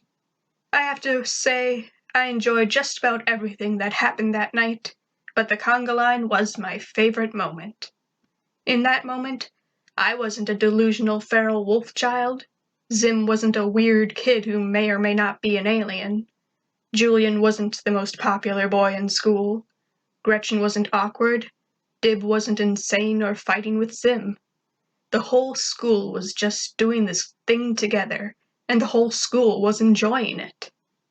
Then it happened. The song ended and the new one started up. The salsa number. I gasped and released the person in front of me. I rushed to the front of the line to find my partner, passing Julian, who was searching for his purple-haired partner. I found Zim being grossed out by all the touching of the other humans. Zim! I grabbed his hands. Salsa dance starting, come on! I dragged him out to the dance floor and we started dancing like we had practiced. It was unbelievable how easily Zim managed to pick up dancing. It took me so much practice, but I had such a good teacher. It was like when Mother taught me how to hunt small animals, and then I had to catch them on my own. We started off dancing the basic steps, but got more carefree and wild as the song went on. Julian and Gaz were dancing a few feet away from us. Well, Julian was pretty much just dancing around Gaz, but still, Julian was the only one besides the two of us who was dancing with any sort of spice. Everyone else was just doing basic dancing and nothing else. The boy was my first ever me-sized dance partner, after all. Zim twirled me around and I twirled him again and again. We did dips, and you'd think my hips weren't attached to my body. Suddenly, about 3 heartbeats into the song, Dib and Gretchen were beside us, and they were dancing. Only, Dib's focus wasn't on Gretchen at all, but instead he was glaring at Zim and I. Gretchen was pretty much being dragged around like a living doll. It wasn't too different from how Julian was dancing with Gaz, but he at least was being gentle. Zim noticed Dib, and returned his glares. Dib deepened his glare before smirking as he started twirling Gretchen again and again against her will. "Whoa, whoa!" I heard Gretchen's natural response to the forced movement. Zim's face grew smug, and he twirled me twice as fast and twice as many times as Gretchen. Then he grabbed me and ended with a dip while smiling at Dib. And so it had begun, the dance battle of the year. Dib always had something to throw, but Zim and I always outdid him in everything. It didn't take long for me to actually be doing our moves voluntarily, but poor Gretchen was still subjected to whatever Dib decided. If Dib dipped Gretchen, we dipped better and with more flexibility. Sometimes I even dipped Zim. Our twirls were faster and less clumsily done. They ended with less dizziness for both of us, as I would also twirl Zim. Even if she wanted to, I don't think that Gretchen could even come close to rivaling my hip action. However, Dib did his hip bumps and thrusts much more in sync with the music than Zim could, and this infuriated my mate. By now, dozens of their children had gathered around us and were watching the loophole in fighting that the two boys had made. I told them they couldn't fight, but I never said they couldn't fight through dance. Zim was becoming enraged by Dib's superior hip movements, and so he did something we'd never practiced, or that I had even shown him. Without warning, he lifted me from my feet and held me above his head. The crowd cheered in amazement, but Dib only became irate, and he lifted Gretchen above his head. Now Zim and Dib stood facing each other with their partners above their heads. Alejandro had taught me how to control my body when being held in the air, but Gretchen had never received such instructions, and I could see that she was in a pain that Dib would not notice. Then Zim lowered me before tossing me in the air, where I twirled horizontally and landed in his arms again. I landed in my mate's arms bridal style, where I jumped out of his arms. Dib tried to do the same tossing trick with Gretchen, but you can probably guess what happened. Gretchen certainly did not twirl in the air, but instead flopped like a fish out of water. Dib made the mistake of keeping his eyes on us instead of his victim. Instead of falling into his arms, Gretchen fell on top of Dib's head. She was lucky he broke her fall, but he didn't see it coming, and they were both on the ground. While this was happening, I wrapped my legs around Zim's waist and hung there. Zim's hands held mine as we spun in circles while the crowd cheered. Dib and Gretchen were certainly out of the battle, but that didn't stop us from dancing like pros. I jumped from Zim's hips and went straight into a drop slash. I slid completely through Zim's legs, and then he pulled me out and onto my feet. I twirled one more time, and then Zim dipped me with my leg in the air.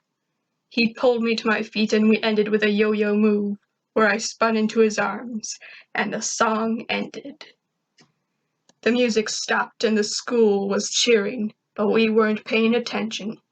I was still in Zim's arms, staring into his eyes with our foreheads touching. The next song that came on happened to be a beautiful, slow song. I turned in place and draped my arms around Zim's shoulders while he held my waist. You couldn't slide a leaf between us, our torsos were so close. I didn't see or hear anything else in the world but my lovemate's eyes and the classic song playing behind us. We turned in slow circles while gazing into each other's eyes, our heads still touching. As we held one another as closely as physically possible, I could hear and feel the low vibrations of Zim's purrs. I shut my eyes and just listened. Zim's head soon drifted, but not away from me. He only shifted so that his lips were beside my ear, and he whispered, "I love you, my she-wolf." I moved my lips to where his ears would be if he were human, and whispered back, "I love you, my Erkin." And I meant it. I did love him, and I knew he meant it too. We certainly didn't just say it because we thought we were supposed to. Quite the opposite, really. We said it because we were finally free to say it. It was incredible. We were incredible. Our entire relationship was simply incredible. He was a creature who had never experienced love before, and didn't even know that he could. I was a creature that understood love better than I understood anything else. The love I received from my mother, father, and the rest of the pack was more extraordinary than I could ever have received from any humans. It wasn't just how much they loved me, but the fact that they loved me at all. They chose to love me. They chose to love a completely different species. They could have left me to die, or eaten me, or anything else, but they chose to love me as if I was truly one of them. Whoever my birth parents were, they certainly didn't choose to love me. I never even considered them as my real parents, since they obviously bore the wrong child with the wrong species.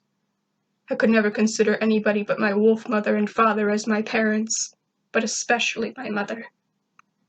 The point is that I know love, and I certainly know interspecies love. Nobody knows interspecies love quite like I do, and this, right here, was interspecies love. Even after the song ended, we didn't want to separate from our embrace. We continued holding each other for 3 whole songs while everyone else danced around us. Eventually we pulled away and made our way back to the table with our group. Everyone was there except for Dib, who was missing. I looked around before asking, "Where Dib at?" "He's been in the bathroom for 2 songs now," Gaz told us. And there he stayed the entire night. Such a sore loser. Just because you lost a dance battle and dropped your date doesn't mean you have to ditch the poor girl. Zim and I danced a few other times that night. We danced some more casual dances, including the hip-hop that I'd taught him. And we danced a couple more slow dances too, of course. Who would have thought Zim would be so good at dancing when he'd never even heard of dancing until 5 days ago? Not only that, but he ended up loving the activity that most human boys don't even enjoy. I did love that night with my mate. I think even Gaz was starting to enjoy herself once Julian started acting less like his father and more like, well, himself. We were all having a grand time except poor Gretchen. Zim and I were too entranced with each other that night for me to really do anything for Gretchen. Our night of magic was her night of misery. I knew I had broken my promise to stick by her side all night. Chapter 38.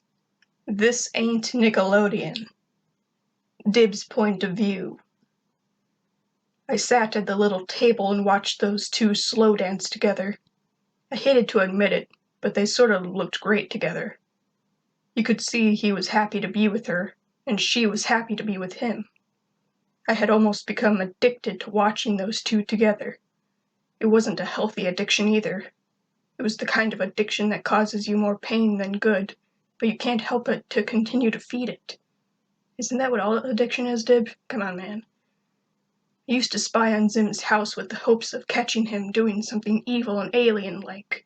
Now I watch their house with the hopes of seeing them together, but I was mostly hoping to see them splitting up. They never did split up. It was such a strange thing to obsess over, and I knew that. I went as far as hiding a camera in the janitor closet that I know they like to go to during lunch. I take my laptop to the bathroom where I watch them suck on each other for half an hour, imagining that it's me holding Liz. And the thing is, watching them together like that, it got me excited. The weird kind of excited.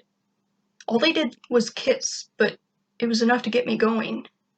What was wrong with me? What was their relationship doing to me? I expected myself to be jealous, but never thought it'd be doing this to me.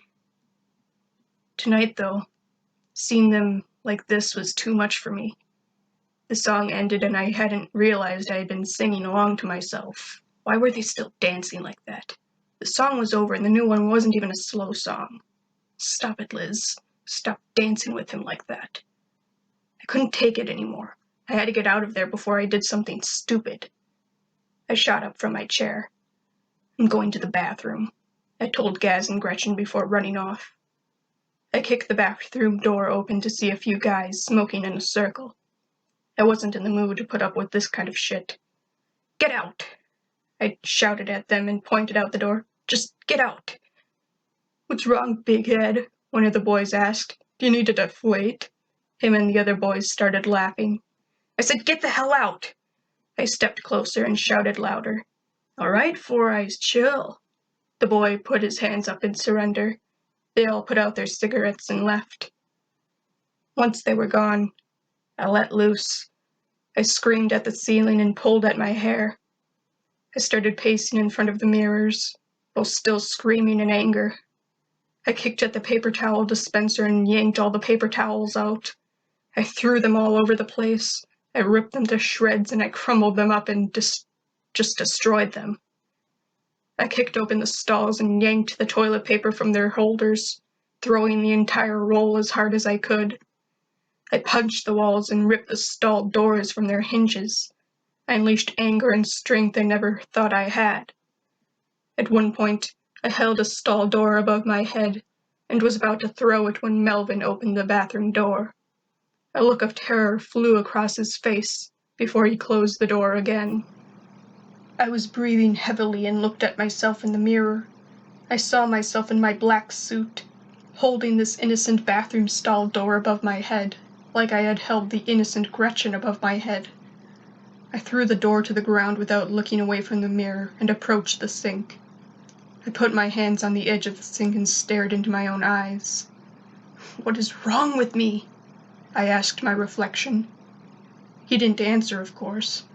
I was growing hot, so I ripped off my black jacket and undid my bow tie, letting it hang there around my neck. I stood there, staring at myself in my white shirt with 2 top buttons undone. What does he have that I don't have?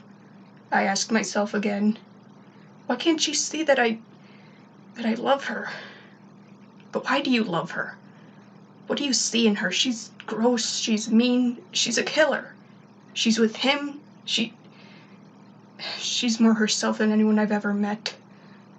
You should have given her that note when you had the chance. You should have told her before their feelings for each other got too deep. I lowered my head and started choking on my own tears. I started off trying to hold back my sobs, but they came anyway. My legs stopped supporting me, and I fell to my knees, still clutching the edge of the sink. I sobbed some more as I finally released the sink and wrapped my arms around myself. I held myself as I cried there on the bathroom floor, my nails digging into my own side. I bowed my head until it was almost touching the ground, and I cried in this position for so long. When I had no more tears to cry, I turned my body so that I lay in fetal position on the floor, and there I stayed for the rest of the dance. 2.5 hours had passed, and Julian entered the bathroom, looking for me. Santa mierda! He stood there shocked upon seeing the mess of the bathroom. What happened here? Div?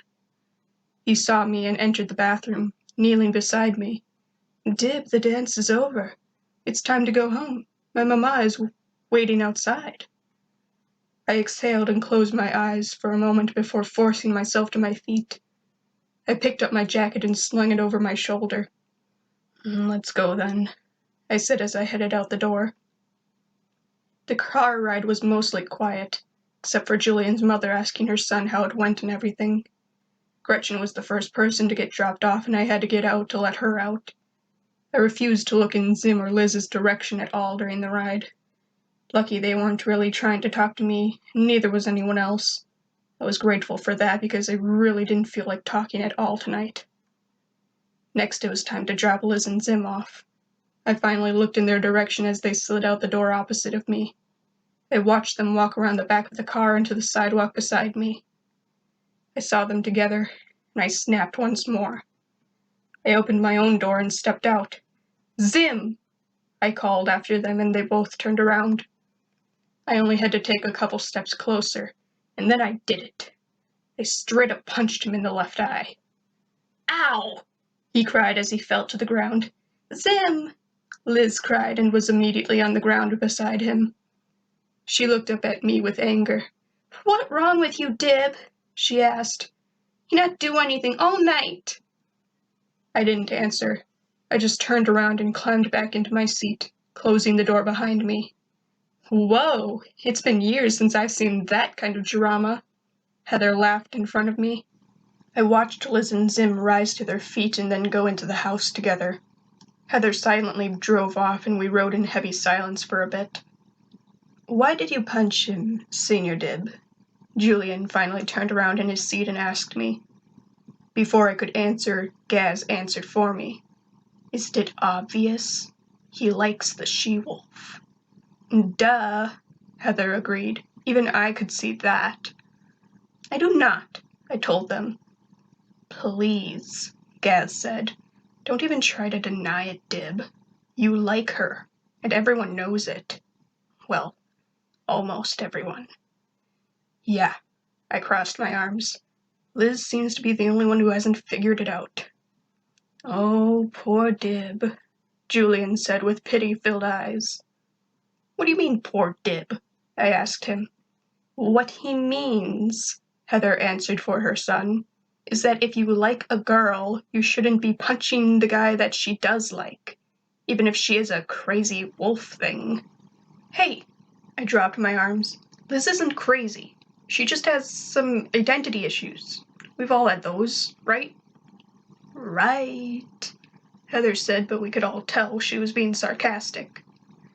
What my mama is trying to say, Dib, Julian started telling me, is that if you amour a girl, you should set her free.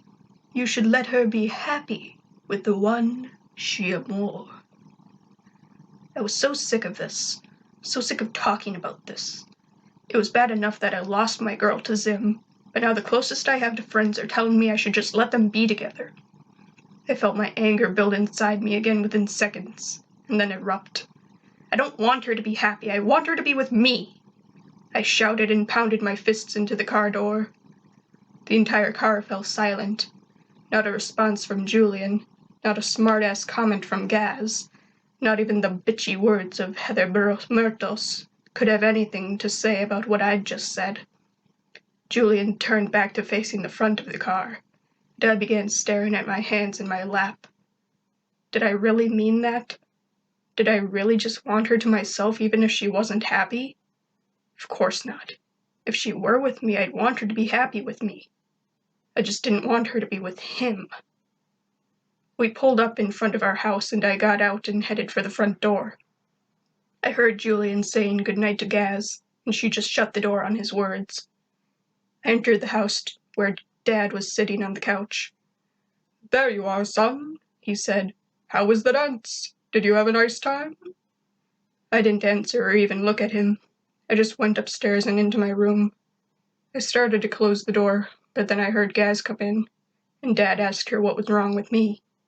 I kept the door open a crack to hear what her answer would be. He dropped his date while doing the salsa and hid in the bathroom all night, she told him. Then he punched Zim when we dropped off him and Liz. Dad sighed. My poor insane son.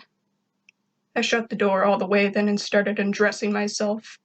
I left my dress shoes and suit in a little pile on the floor and stood there in my briefs. What a shitty night this has been. My whole life has been pretty shitty for as long as I could remember, but this trumps them all. One time I accidentally broke one of Dad's lamps that was shaped like him. I cleaned up the broken black and white glass and hid the pieces in a box I kept under my bed. I had forgotten about it for 2 years until tonight. I dropped to my knees beside my bed and pulled the dusty box out from underneath. I opened the dark cover to see the broken pieces as I had last seen them. The lamp looked how I felt. Broken, shattered, lost for all hope. I put my hand in the box and stirred the pieces about with my fingers, listening to the clinking as they interacted with each other. I moved a large piece out of the way to reveal a particularly sharp piece of glass that I had accidentally cut myself on when I was cleaning up the lamp. I picked up the shard and stared at it. turning it in my fingers. Chapter 39. Ready? Ready. "Stupid dibhuman," Zim shouted when we entered the house, his hand covering his eye. "Who does he think he is, striking Zim? He will pay." "I sure not so bad." I sat Zim down on the couch and pulled his hand away from his eye. There was a purple bruise surrounding my mate's eye, and his contact was damaged. I rubbed my thumb across the bottom portion of the bruise. "Take out lens," I told him, and he did. His eye itself didn't seem damaged, but his lid was swelling up and covering partially. "Does hurt?" I asked him. "Hurt? Zim does not hurt," he responded, a bit offended that I would ask such a thing. "Besides, I can fix this in seconds." He pulled a jar of gel out of nowhere and was about to rub some gel on his eye when I put my paw on top of his to stop him. "No, I like it." I lowered his hands away from his face and smiled at him. "You like it?" Zim tilted his head in confusion. "Yes." I nodded and my face drew closer to his. "Make you look hot." "I look hot?" he repeated. "Well, all that dancing did make me a little warm." I laughed. "No, it's expression." "You and your expressions." He rolled his good eye. "What does this one mean?" "Mean you look attractive," I told him with a smirk. Zim reached his hand up and pulled my hair loose of its ties. He then brushed it out of my face and held my chin between his thumb and finger. "Well, Liz," he said with a smile, "I think that you look hot in that little blue dress of yours." "Really?" I blushed. "Absolutely." He pulled my face closer until we were kissing again. We never grew tired of this activity. I was always glad to come home and start kissing my mate. Now that school was out, we'd have a lot more time for this. He pulled me by my head so that I was laying on top of him on the couch. My paws rested on either side of his head after I removed his wig and he removed his other lens. He pulled my body down to his and embraced me. My paws cradled his head, and his arms clutched my torso. His tongue caressed the inside of my mouth, and I sucked on it the way he liked. I pulled my lips away from his and lifted his head so that I could kiss his wounded eye. Then I began kissing the base of one of his antennas, while teasing the other with my fingers. He purred, and his fingers began digging into my shoulders. "Oh, Liz." His voice shook in my ear. Okay, can you imagine if scenes like this were really in the show? Like, can you imagine Richard Horvitz recording scenes like this? Ugh, I don't want to imagine it. My fingers massaged his antenna all the way to the tip. I rubbed the tip between my thumb and finger, feeling him purr throughout his entire body. He was mine. His body was under my control. I brought him unimaginable pleasure that he'd never felt before. Pleasure from his sweet spot. Then he returned the favor. He started kissing my sweet spot, my neck, and my collarbone. "Oh," I squeaked. Zim chuckled into my bare skin. "I love when you make those sounds, my beautiful mate." My body was out of control. It was like I'd gone savage, but in a different way. I reached down and wrapped Zim's legs around my hips. I held him by his butt as I lifted both of us from the couch. Our lips never separated during the entire journey from the couch to the bed in our room. We'd reached the bedroom and I threw him onto the bed. I looked down at my mate and he looked up at me with one swollen eye. It really did turn me on a bit to see him like that. A guy that can take a hit was certainly worth getting excited about. I started crawling across the bed towards my mate. He stared at me with that zipper-toothed grin as I found myself inches from his face for the millionth time.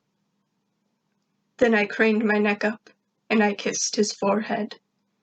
I drew away and laid down on the bed, opening my arms for him to come into. He looked at me with confusion for a moment. "Someday," I told him in a low voice. "Someday, when ready." It took a bit for Zim to realize what I meant, but it sunk in eventually. He smiled and slid into my arms, our bodies pressed together as always. Our foreheads touched and we gazed into each other's eyes. I loved his big, bright magenta eyes. They were so much more beautiful than my ashy lavenders. Here in each other's arms we stayed. We continued holding each other, not saying a word, for 15 straight hours. Just enjoying this embrace, enjoying the presence of our partner. Every once in a while we'd kiss again, sometimes just pecks. Sometimes it was much more passionate. But we stayed like this because we finally could.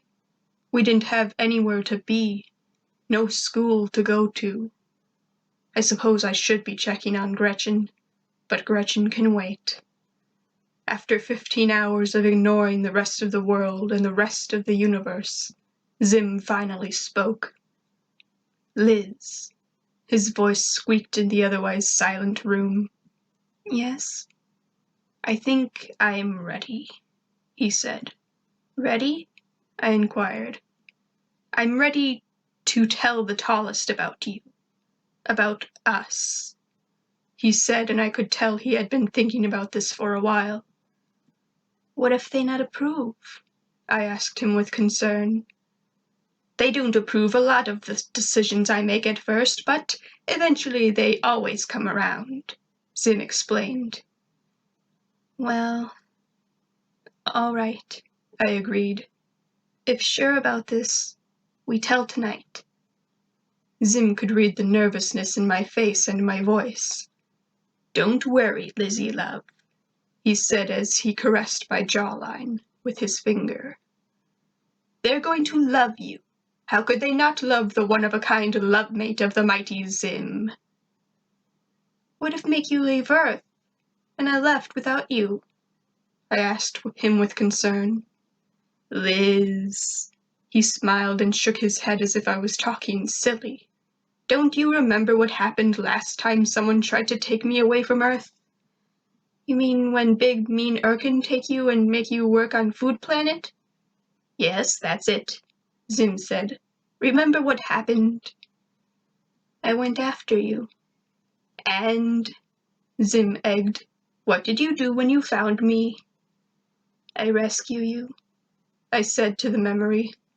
Okay, so I hadn't really written a chapter for the Frycook episode before. I only very, very recently came up with an idea for that part of the story. So I think because this chapter itself is already kind of a short one, I'll just give you an abridged version of the Frycook episode kind of at the end of this video. So stick around for that. I'll just explain it to you and you can find out what really happened with Liz there. Continuing. "Exactly," Zim barked. "You see, there is nothing in this great grand universe that can keep you and I apart. Not time, not space, not skin, not our old lives, and not our futures. This is what Zim wants. And what Zim wants—" I smiled and finished for him. "Liz gives to Zim." Zim grinned and chuckled. "Precisely, my love." "I see." I sat up from the bed. "I need to go hunt now, Zim. Then we get ready talk with tall alphas." "Of course, my love." Zim smiled and I kissed him. "I'm going to take care of this eye thing the stink human gave to me. I must look presentable for my leaders." I grabbed my normal clothes and changed out of my dress well in the elevator. Yo, how rank must that dress be now? Because she was just laying there, not bathing or anything for 15 hours, and even before that, she was just dancing around for 3 hours, getting all sweaty and shit, so that dress must really stink right now. About 2 hours later, I re-entered the house and found Zim working on my pack in the lab. His eye was completely back to normal. I approached him quietly and put my paws in front of his eyes. "Guess who?" I said with a smile. Zim's hands grabbed mine. "Liz, don't cover an Erkin's eyes while he's working. It's very dangerous." I removed my paws and stepped back, lowering to 4 legs. Zim looked down at me and was about to yell some more, but then saw that he had already yelled enough. "I'm sorry, Liz," he said. "I didn't mean to yell. I just didn't want one of us to get hurt." "Zim," I gave him a look that told him I shouldn't even have to be telling him this. "You know, we more tough outside than inside." "Yes, all that training has certainly made us stronger over time," he agreed. "Anyway," I continued, "Zim ready?" "Ready?" He repeated the word, forgetting what we were supposed to do. "Oh, ready. Yes, I'm ready." "Good," I said, and we headed for the communications room. Okay, so here's what happened with the Frycook episode chapter thing. So, actually there's 2 versions of the chapter that I have sort of in my head. One where Dib is there and one where he isn't, but I think I prefer the one where Dib is there up until the end, so I'm going to tell you the Dib version up until the end where I prefer he's not there. So here's how it goes. The episode starts off the same as it does in the real episode, with Dib giving his little presentation thing up until Sizzler comes in and takes Zim and flies off with him. And now Liz is all, like, "Oh no, Zim, why?" And she pulls Dib aside and she's like, "Dib, you're gonna help me go rescue Zim, okay?" And he's like, "Why would I do that? He's my enemy." And she's like, "Well, because if you don't, then I'm going alone, and if something happens to me, then that's your fault." And he's like, "Oh, fine, I'm going." So they go back to the base and they find Gur, and Liz is like, "Gur, Zim has been captured, and we need to go rescue him. You are in charge of base, okay?" And he's like, "Yes, sir." So so Liz and Dib go into the cruiser, and they set the cruiser to follow Zim, or follow the ship that took Zim, and they go after him, and they probably call him on Sizzler's ship or whatever and try to talk to him, and Zim is all like, "Liz, you gotta help me," and she's like, "Don't worry, Zim, I'll find you and I'll rescue you." And then they get cut off by Sizzler, and then, Zim lands on Food Cordia and he's there for a few days, and then Liz and Dib land on Food Cordia and they get lost and they wander around the planet for a few days until they wander into the restaurant that Zim and Sizzler are working at, and they find Zim doing his little Grease outfit dance thing, and they're like, "Oh, Zim, you're there," and he's like, "Liz, you've found me, you're gonna rescue me, yay," and they're all like, "Yay." But then Sizzler comes out and he's like, "What's going on here?" And Liz is like, "I demand you let Zim go. He come back with me." And he's like, "No, we're not gonna do that because he's my prisoner." And she's like, "Well, how about this? I challenge you to eat off. If I win, Zim come back with me." And Sizzler's like, "Okay, but what if I win?" And Liz is like, "Well, if you win, then Zim and I both stay and work for you." And Zim and Deb are both like, "No, Liz, why?" And she's like, "Zim, even if we lose, I still want us to be together, so this is what I'm agreeing to." And so they all agree. And then it cuts to Sizzler and Liz sitting across the booth from each other, and each of them have a big mountain of Vort dogs in front of them. And whoever finishes their mountain of Vort dogs first wins. And that's how it goes. And Sizzler is sitting and he's all confident and ready to eat, and Liz is on the other side and she's all shaking and grossed out and scared because even though she's not allergic to the Vort dogs remind her of the delicious weenie hot dogs, which she is allergic to, so she's still kind of grossed out by them. And Zim and Dib are both like, come on, Liz, you can do it, you gotta win for us. And then the eat-off begins, and they both start scarfing down their Vort dogs and eating, and people are cheering, and Zim and Dib are cheering for Liz, and blah, blah, blah, blah, blah. I have to remember to breathe during these things, I'm sorry. Okay, so then Sizzlor finishes his mountain of Vort dogs, and Liz is sitting there all sick and grossed out and everything. And they're all like, no, Liz, why? And because they lost, and then this is the part where I preferred there's no Dib at all, so just there's no Dib at all.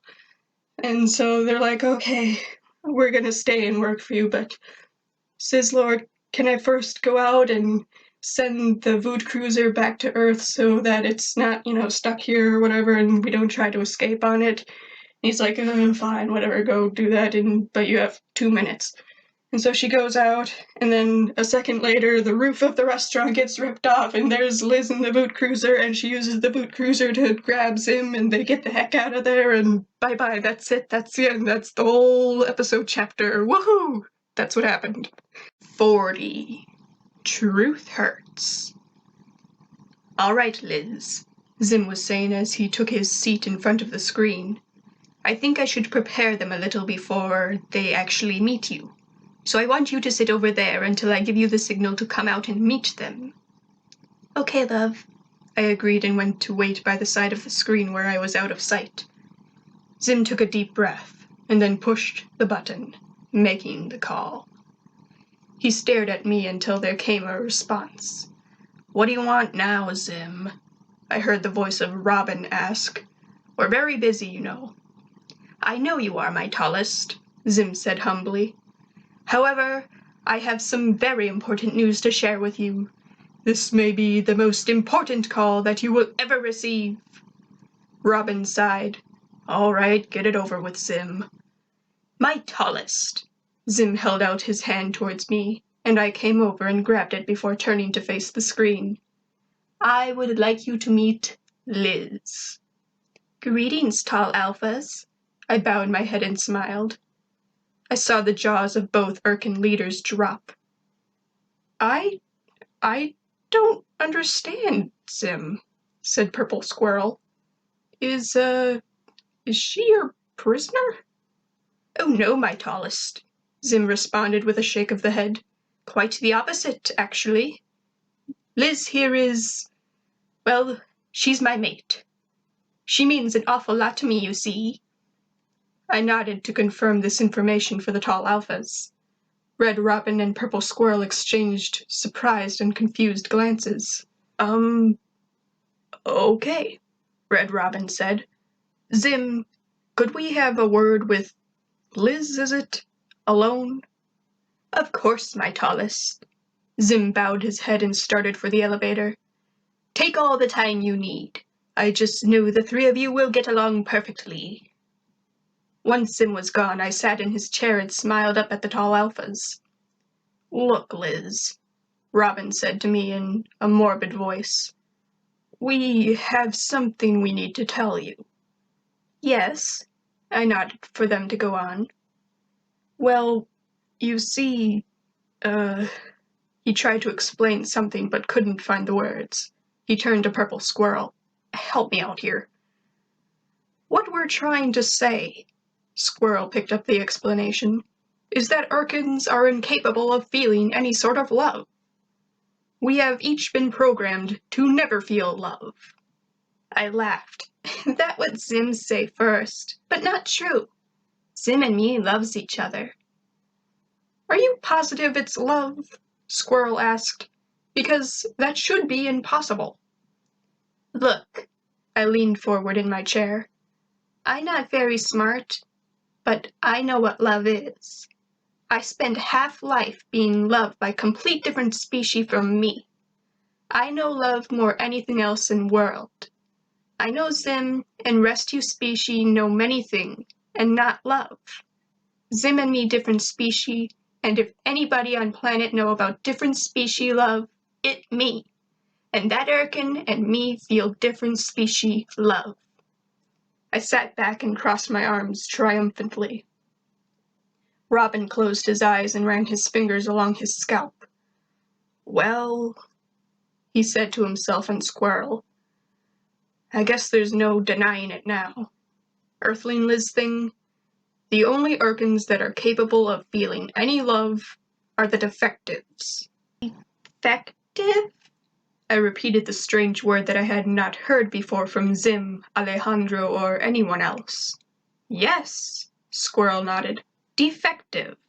We've all known for years now that Zim was defective, but if what you say is true, I don't think even Zim could deny his fate.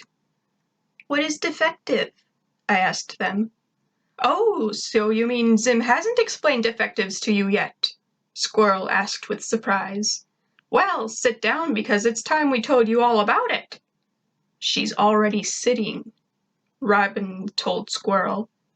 Has Zim told you how Erkins are born? You clone and give in life pack. I shrugged, for it seemed like common knowledge to me by now. That's right. Robin nodded. Well, a defective is what we call someone who is given a faulty pack. It causes them to malfunction and misbehave, and Zim is a prime example of a defective. But Zim's so brilliant, I shook my head with a furrowed brow. That why you sent him invade Earth? You know what? Squirrel said to Robin. I think it's time we come clean. I think you're right. Robin nodded and then turned to me. The real reason we sent Zim to your planet wasn't to conquer it. We sent him there to get rid of him. Why would you want to get rid of Zim? I asked. Because he's a destructive menace, that's why, Squirrel said. He's done more harm than good for the Erkin Empire, and he's better off as far away from us as possible. Zim's mission is actually a banishment, Robin explained. We just made him think it was a mission because it was the only way to get him to stay away. Yes, he'd tell me once he quit being banished, I said with my eyes to the side. But he not that bad, is he? I know about Blackout Devastus, but you can overlook sort of thing. Which Blackout? Squirrel asked. He's blacked out our planet and other planets so many times we've lost. He's been the cause of 43 total blackouts, a voice off screen shouted. There you have it, Squirrel said, gesturing to the voice. 43 blackouts, just from Zim. And that's not all. Robin shook his head. He's responsible for the death of 2 previous tallest. Almighty Tallest Miyuki and Almighty Tallest Spork, Squirrel finished. The point is, Zim is a very dangerous defective. I mean, think about it. He's been on your planet how long, and have you actually seen him make any progress? He been here 9 moons, and I tried to think of any progress made by Zim in taking over the Earth. He once dropped giant water balloon and flooded whole city. Actually, now I think about, he saved Earth more times than destroy people. Wait, what? Both tall alphas were in disbelief. Yes, I nodded. He saved from planet jackers, lice, giant hamster, tack. That doesn't sound anything like Zim, Squirrel said, confused. Yeah, agreed Robin. Why would he destroy everything we have, but save the enemy planets? If Zim really defective, then what will happen to him? I asked the tall alphas. Sorry, Liz thingy, Robin said. We have to get going now and make sure Zim stays where he is. The screen turned off and I was left in the communications room alone. I tried to process everything the tall alphas had just told me. Zim's entire mission was a lie. His entire reason for being here was a lie. And he was an outcast, a lone wolf, banished without even knowing. Computer? Yes, Liz, the computer answered me.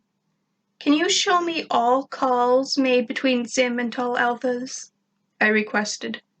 Of course, the computer answered. The screen now split in half. one side showing the tall alphas while the other side showed Zim. Every call, I could see it. They weren't taking him seriously at all. They just pretended to listen to make him think his mission was really important so that he'd stay here. Their very first call, they were shocked to see he had survived the trip at all. It hurt me so much to see him believing these lies, to see him so confident, and the ones he was trying to impress didn't even care. It hurt me even more because I knew I would have to tell him, and that he probably wouldn't believe me. The replays ended, and I went into the elevator with my head quite low. I found Zim lecturing Gur, who was watching TV on the couch. He looked up when he saw me come in. "Ah, there you are, Liz." He smiled and held out his hands to me. "You sure were down there for quite a long time. I trust you and the tallest hit it off, as you Earthlings say." "Zim—" "I knew it," he interrupted. "I knew they'd love you almost as much as I do." "Zim, did you three talk about how amazing I am?" he kept asking with excitement. "What am I saying? Of course we're talking about the amazing Zim." "Zim!" I finally barked for his attention. "Oh, very well. Tell me what happened," Zim said while putting his arms behind his back. "Zim, I have bad news," I finally said faintly. "What's the matter?" he asked. "Do they not approve of my mate?" "It not that." I shook my head. "Then what is it?" "Your mission. It not real," I told him. "Not real?" Zim repeated. "What do you mean, not real? Liz, what are you talking about?" "Tall alphas just tell me everything," I explained. "They say you given fake mission, actually banishment." "Banishment? Ha!" Zim laughed.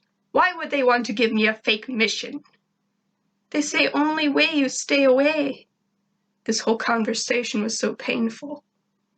"Zim, this hurt me more than hurt you." I stepped forward and tried to take my mate's paw in mine, but he pulled away. "Stop this, Liz. It isn't funny. I command you to stop playing around." "I wish was playing." I closed my eyes. "Zim, look at truth. Think about this. You given mystery mission on mystery planet with less intelligent robot, and does tall alphas ever fulfill your requests? If you mission real, Armada be here long ago, and you know it." Zim turned away from me and put his hands over his antennas. "Silence, lying wolf monster! I will not listen to your lies any longer. I expected this sort of thing from my enemies like Dib or Tak, but from my own mate? How can you say these things?" "I say because care for you." My nails dug into the ground. "You need no truth." "Then stop telling these filthy earth lies." Zim whipped around, facing me again. "You know very well I was given the extra special top secret mission because I was the only one worthy of such an important mission." "Please, Zim." My throat felt like it had a rat skull stuck in it. "You know I never lie for something like this. Not for you." "Any other lies you'd like to tell me while you're at it?" Zim said mockingly. "You defective," I choked out. "That's it!" Zim started for one of his elevators. "No, Zim," I tailed him. "You not understand. You right. Urkins not feel love, but defective can." "This may be the worst insult I've ever received. I've been called a great many things, but a defective? Ah!" Zim scoffed. The elevator landed and Zim started digging in some crate before pulling out what looked like a funky pen. "Zim," I inquired, "what you doing?" "I'm sorry, Liz," he said with his back still to me, "but I'm going to have to wipe your memory." "What?" Zim turned to me. "Only someone who wished to see my downfall would tell me these things. Although I have enjoyed the time we've spent together, you've obviously been deceiving me." "Why would I deceive you?" My paws were in the air, stopping him from using his device. "Zim, you never tell me about defective. How would I suddenly know about them?" Zim had started holding up the pen-like device and was getting ready to click it. How would you know about defectives? All right, I'll give you one chance to prove to me that you aren't my enemy, and don't even try using that kissing stuff. My eyes darted frantically and I thought quickly. You not make any progress on mission. I started spewing words, but it seemed to be working. You spent so little time on mission. You no closer conquering Earth from when first land here. Zim thought about what I was saying. I suppose you have a point there. That's it. He lowered the pen and his eyes grew wide with one of his ideas. What? I said with so much worry. I haven't been making any progress, and surely the tallest are growing impatient, Zim was saying as he put the pen away. Even Scooge managed to take over Blorch in less than half the time I've been on Earth. I've been so unfocused, and the tallest have noticed. They knew I needed to readjust my focus and to give me new motivation, so they told you these horrible things. They knew you would tell me, and it would give me the push I've been needing to complete my mission. What's Zim talking about?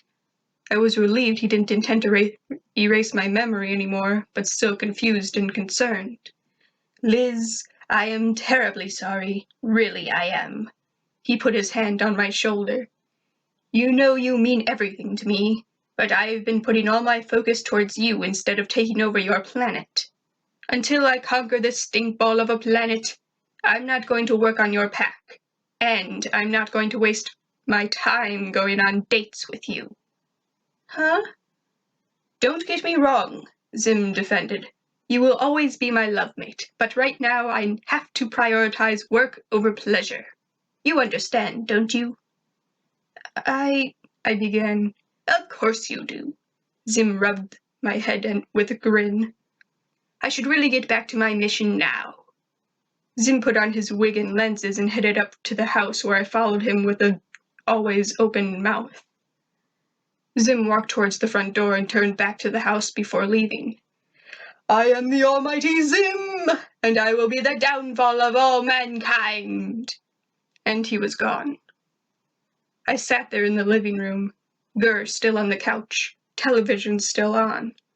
I had come so close to Zim making me forget him. Last time I gave him bad news. I can't imagine my life without Zim anymore. Him and Gur are my new pack, my new family. My body was so tense since the tall alphas told me everything, and now I finally released that tensity.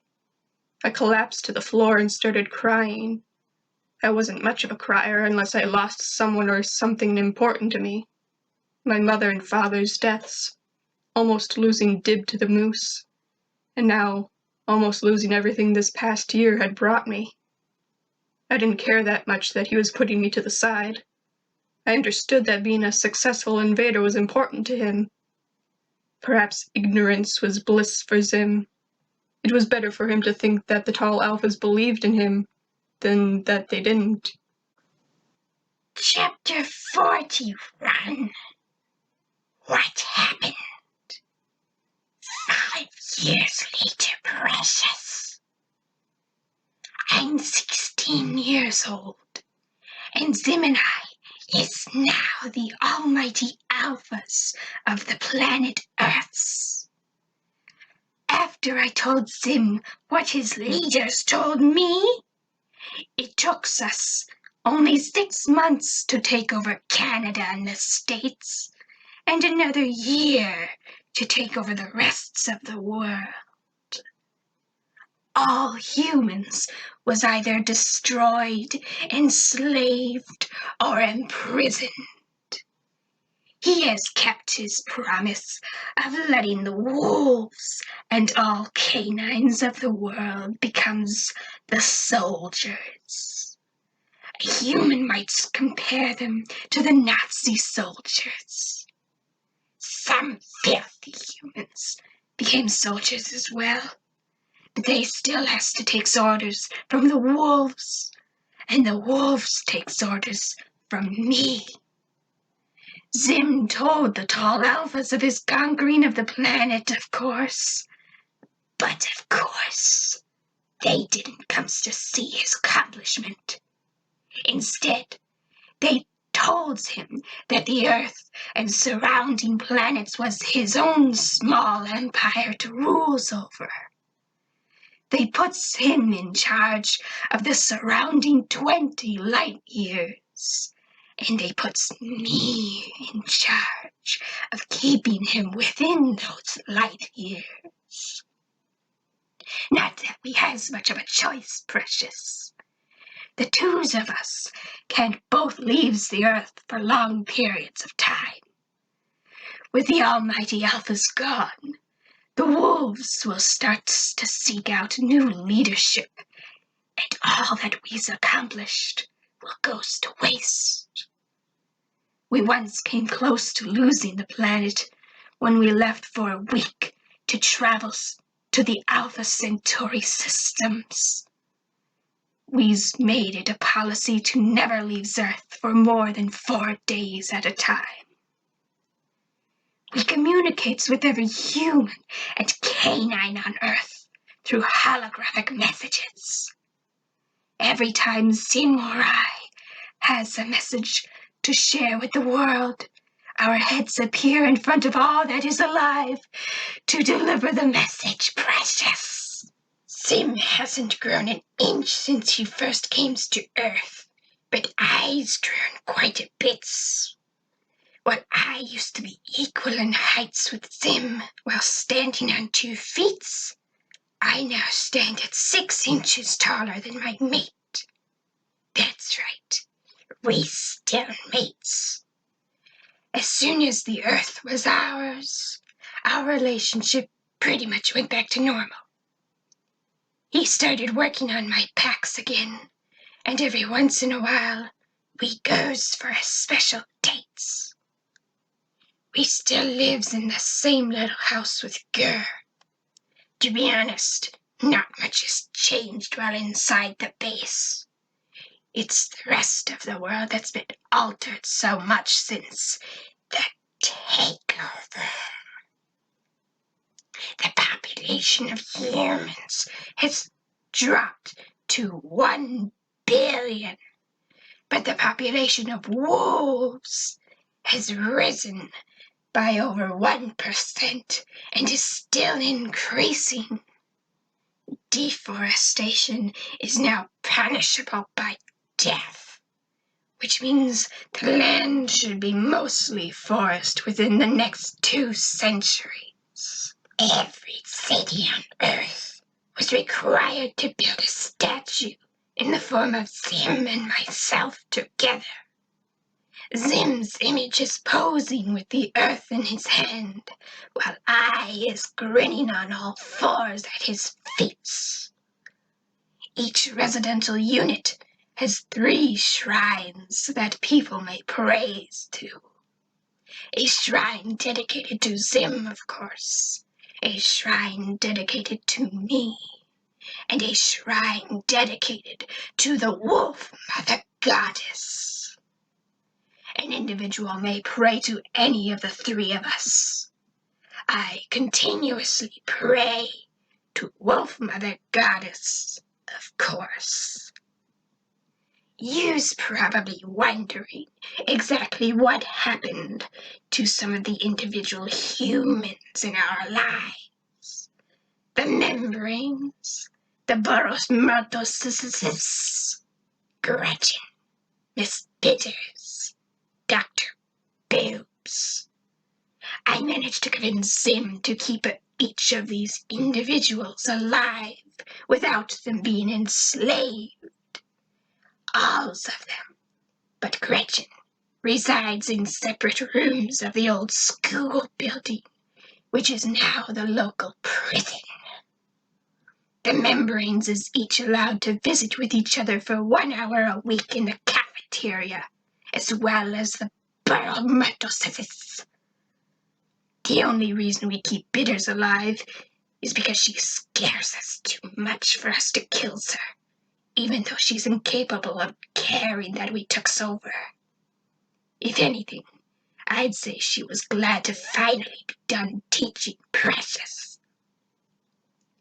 Every couple of days or so, I pay a visit to me old friend Dib, and we just sits and talks in his cell. Sometimes I visit Gaz and Professor Membrane as well, but not nearly as much as Dib. As for Dr. Boobs, well, she's my personal torture toy. It brings me great pleasure to see her in pain and to hear her screams in agony. Zim provides me with so many different torture devices to use on her, so I never gets bored. Gretchen has a bit of a different situation. Since neither Zim or I really hates her, she doesn't need to be destroyed or imprisoned. She's more of a personal assistant to us at Gur. She cooks our meals and schedules Zim speeches, along with various other tasks. We let her live in a shack down at the end of our street. Pretty much all the other houses and neighbors has been destroyed. I no longer wear my old human clothes. Once I became Almighty Alpha, I took on wearing a tight two-piece bodysuit made from a flexible Fortune material, a black holster for my small array of weapons, tools, and gadgets, black fingerless gloves that makes me feel like I has real wolf paws, and a pair of black boots similar to Zim's. It's all very comfortable and great for hunting and fighting. Zim also no longer has to wear his disguise, which I'm really happy about, because both of us much prefer him without it. Zim prefers not to wear it for obvious reasons, while I prefer his large magenta eyes and having easy access to his antennas. We still have a bit of a rule to never show affection in public. He doesn't want anyone to humanize us too much because of it. We even prefer to not kiss or anything in front of Gur. However, almost every night is filled with romance and pleasure. I was finally able to hunt larger game with the local wolves. I hunted and killed my first deer 3 years ago, before enjoying the creature's heart. I had eaten regurgitated deer heart from my parents before, but eating the meat that I had earned myself made it taste even more amazing. It also brought me great senses of nostalgia and reminded me of winning my final battle with Tak. Today, I was at the old school building, torturing the horrible woman who gave me this horrible human name. Prisoners has free range of their individual rooms, since every door is bolted and every window has been boarded up. I lightly drew an Erkin blade across her necks while looking into her tear-filled eyes. I grins as I lifted the blade above my head. On scale 1 to 5, how much does this hurt?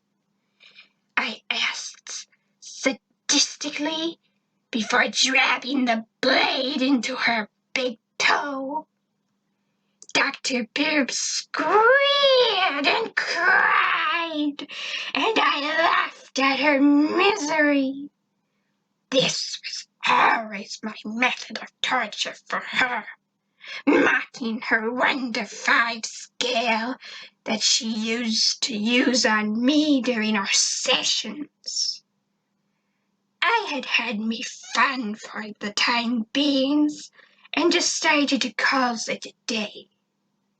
I licked the blonde woman's blood from my fingers and headed down the hallway to Dib's room. I took out my special electronic key and opened the old classroom door. The room was mostly barren. All the desks that once sat in rows was now gone precious. A toilet had been installed in one of the corners of the room, as well as all the other rooms. There was no posters declaring that school rocked or learning was fun. The chalkboard remained on the front wall of the room, but there was no chalk. I had built the 3 shrines against the chalkboard for Dib and all the prisoners, but Dib destroyed the Zim one. The renders was all boarded up with metal beams, except for a couple of cracks that could show some light to the prisoner. I found Dib sitting against the back wall as usual. The lights of the room was out. He's been in this sort of depression ever since the takeover. I don't blame him at all. He had been trying to warn everybody for months. For no one to believe you until it was too late must be hard on the young man's very hard process. It certainly didn't take long for Dib to grow out of his trench coat, so I had Gretchen make him a new one. It definitely suits him just as much as the old one did. Dib has grown so much taller in the past 5 years. We used to be equal in heights as well, but now he's at least 9 inches taller than me. His cowlick has certainly grown in thickness and length, and now has a bit of a zigzag that isn't unlike his father's.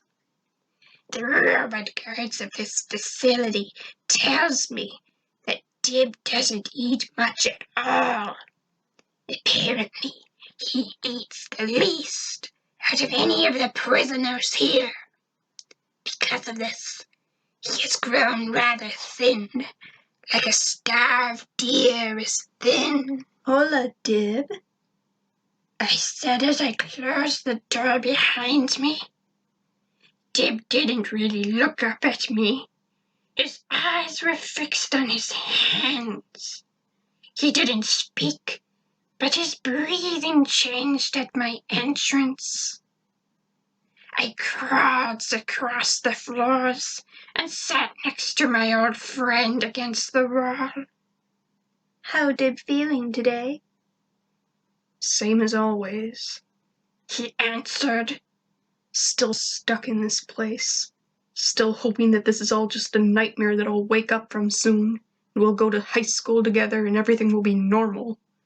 Still hoping that you'll come to your senses and take that alien scum out of power. Dib. I breathed. You know talking about Zim like that can lead to harsh punishments. I don't care anymore. Dib shrugged while looking away from me. Let the punishments come. Let them kill me if they want. I'm no good saving the earth from in here. What's the point? This wasn't unlike how most of our conversations went these days. I never knew what to say to these things, so I just listened, like I always just listen to what Dib said when he talks. Dib finally turned his head to me, but severely avoided my eyes. I could hear your therapist's screams again. What did you do to her this time? I hung her from the ceiling by her wrists. I cut her hair by force again, and I stab her toe. I told Dib. That's it? Dib asked. No, I answered. I do much more, but I know you not like me talk about. I'm getting used to it, Dib said. Besides, when you talk about what you do to her, I like to imagine myself doing the same things to him. I shook my head. Whatever keep you going. It's not the only thing that keeps me going, Dib said as he rested the back of his head against the wall. What else keep you going? I inquired. Dib didn't answer, but closed his eyes. Not telling you, he finally said. That's what keeps me going. Not telling me what?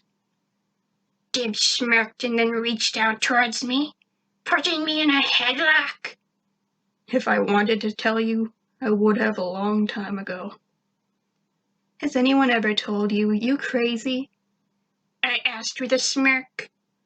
Gee, I don't know. Let me think about that, Dib said, and he smiled down at me.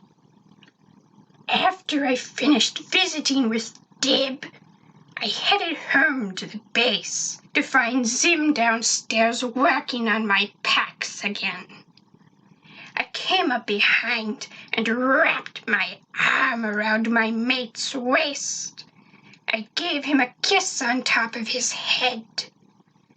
Good evening, love, I said to him. Where's Gur gone? Zim asked without looking up. I haven't seen him all day, and he won't answer his communicator. I see him this morning, I told my mate. He said he going to Mexico for better tacos, which mean he should be gone all week. Zim rolled his eyes and groaned. That robot never changes. You love him, and you know it. I nudged Zim. Not like I love you. He looked up at me and kissed me. Zim hates the fact that I's taller than him, so I always walk on all fours when we's out in public to makes him feel like the tall one between us. You know, Zim, I said when we pulled apart, I think a lot lately, and I think I'm ready for us to do what mates do. We've already been kissing for 5 years, Liz, Zim said. I mean, I went on, I'm ready to go all way with you. I want to do what earthlings do to make young, and what Urkins used to do to make smeets. You do? Zim's antennas stood erect. I should have known those monsters you befriended would influence you. You want to do it now? We are alone, I said as I started kissing the base of his antenna. Zim purred. Then, what are we waiting for? Let's go enjoy, what do you call it? I thought of the different terms used for this activity. Lovemaking. Then, let's go enjoy lovemaking. Zim purred. Chapter 42. Read me, Daddy. 4 years later. Dib's point of view. I sat with my back against the back wall of my cell. My eyes were closed and my senses were numb. I haven't had any sort of feeling for anything in 5 years. Seeing Gaz and Dad once a week is okay, but none of us are the same. Dad thinks he's been going crazy ever since the takeover and can't comprehend that I was right all along. Gaz just pretends that nothing is bothering her, but I can tell she's unsettled about everything as much as everyone else is. I only feel the slightest joy on the days Liz comes to visit me. She sure has grown into a wonderful young woman. And by grow, of course, I mean grow. Her curves aren't the biggest or roundest. She is just a lean, mean, athletic little thing. Heck, she's barely a B-cup. But those girls of hers sure are noticeable. And she for sure has the cutest butt. I'm afraid to look at her, because I think I might not be able to resist putting my hands on her. That skin-tight pewter bodysuit is so hot on her it should be illegal. Those couple inches of bare skin between the shirt and pants is a couple inches too much for me to bear. That holster that hangs off center on her hips give them this super sexy shape. And I pray for the zipper on my pants to hold on the days she skips wearing a bra. I swear, sometimes by the way she looks at me and talks to me, it's like she wants me to make a move on her. I know better, though. I know what would happen if I did. She might forgive me. She might even understand. But she would probably also feel obligated to tell him. And he would be anything but forgiving. I almost always, get one off after she leaves here. On days I have to when she hasn't been here, I'll probably do it in front of her shrine. I hate to say, but I could tell when they started doing it. She had a different air to her. The way she talked to me was different. And that's when she started wearing a bra less. Today, though, I sat the way I always sat, imagining my hands around that little green neck, and then being embraced by that beautiful mess of brick-colored hair. Then I heard the door of my cell unlock. And that's strange. They just tried to feed me an hour ago. And it isn't social hour. When Liz comes to visit me, she usually tortures her therapist first, but I didn't hear Boob's screams today. My eyes remained shut as the door opened and closed, and then I heard the familiar voice. Dibstink! My eyes shot open to see the familiar green face and pink eyes of the cause of all my misery. Zim! I stood up. What do you want? Haven't you ruined my life enough already? It's been years, Dib, he said, the same way I had said in that life simulation thing he had put me in 9 years ago. I see you've finally grown into that monstrosity you call a head. My head's not big, I shouted. I see you haven't grown at all. Lies, he cried. Besides, I didn't come here to fight with you, Dib. Then what are you doing here, Zim? I asked him with my arms crossed. It's about Liz, he said a bit morbidly. The last time he came to me and said those words like that was when Liz ran away. My arms dropped, and I looked at my enemy with worry. What about Liz? Is she okay? What happened? What did you do to her? I grabbed his shoulders. Relax, Zim said as he removed my hands from his shoulders. She's fine. Physically, anyway. Then what about Liz? I repeated the question. Zim had a really hard time trying to say what he needed to say. She wants worm babies. Worm babies? I repeated. You mean, like, children? Zim sighed. Yes, like children. She wants to have children, but as you know, the two of us are of a different species, and I'm unable to give her Earth larvae. Looks like the almighty Zim finally found something he can't do, I smirked. Silence, he shouted back. I can't give her children and, well, she spends time with actual wolf pups, and it helps, but I can tell she really needs and wants her own. Well, you're the almighty Irkin or whatever. Can't you invent something that combines your DNA to make children or something? I asked. I can, he responded, but it will take several decades and I'm still working on her pack. Liz had told me about the pack shortly after the takeover.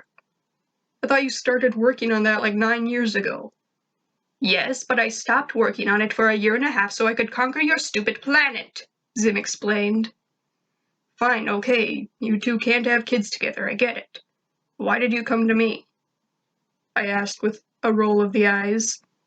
Because, Zim gulped and twiddled his thumbs. I wanted to ask you if you would give her what she wants. You want me to give her children? I asked, full of shock. Zim, do you know what that would mean? Yes, I know perfectly well what that would mean, he said mockingly. It means you sleeping with Liz to make her happy. You want to prostitute me off to her? I can't do that, I told him. I mean, is Liz actually okay with this? Liz does not know I'm asking this of you yet, Zim explained. I needed to involve you first. Why me? I inquired. You hate me. But Liz does not. I could tell this was difficult for the alien. Besides, there are few humans that could make a child with Liz that would actually be close to me. I'm afraid you may be the only somewhat worthy human to father my child. Imagine taking that out of context. Zader fans, here we go. You think I'm worthy? I was surprised. This was almost a compliment. Don't flatter yourself, dibstink. Zim was back to his old insulting self. I'm still superior to you by far, but you are one of the less inferior humans in this planet. It's hard to deny you're among the smartest. Liz will never agree to this, I tried to tell Zim. Why wouldn't she? She's known you longer than she's known me, and she does want offspring. Because Earthlings don't just have sex with each other at random. I couldn't believe this alien's ignorance. Not when conceiving a child. We would have to be in love or something.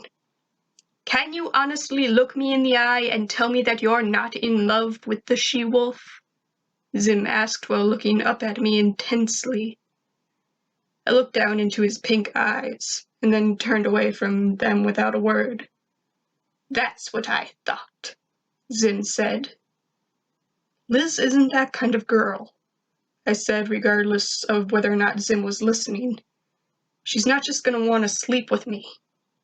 She will if we make her, Zim suggested. I whirled around.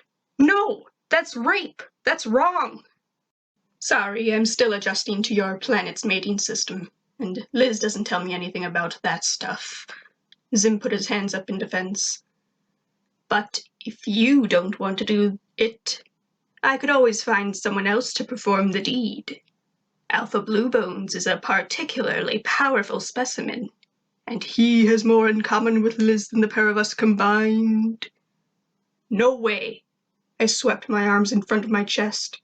I already can't stand the thought of you and her together, never mind letting some other freak spend the night with her. No. If any human, or near human, should father a child with Liz, it should be me. Zim's antennas lifted and he smiled. Then you'll do it.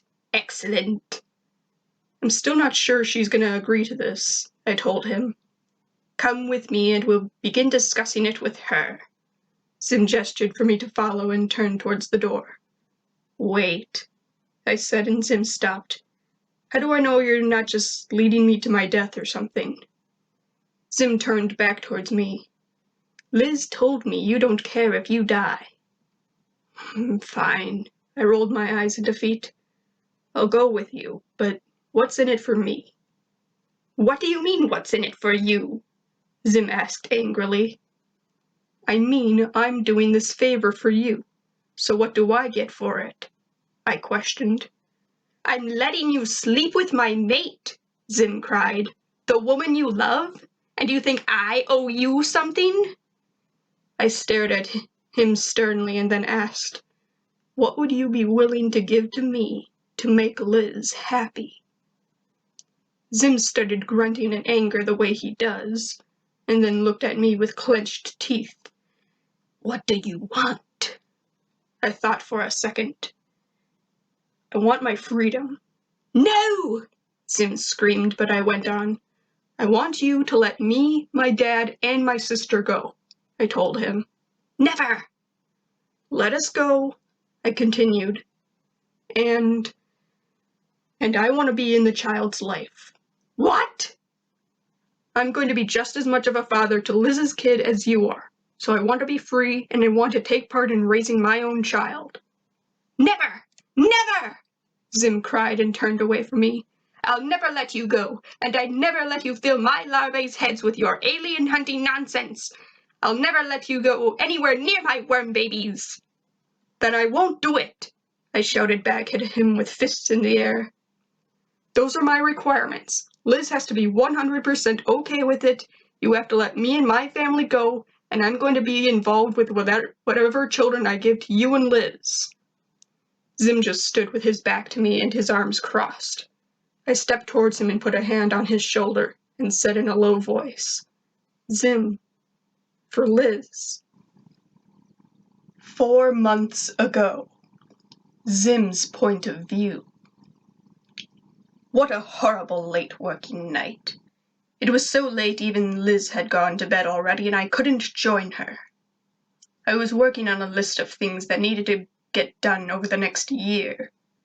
The Gretchen human was supposed to make the list, but she did the entire thing wrong and now I have to redo all of it.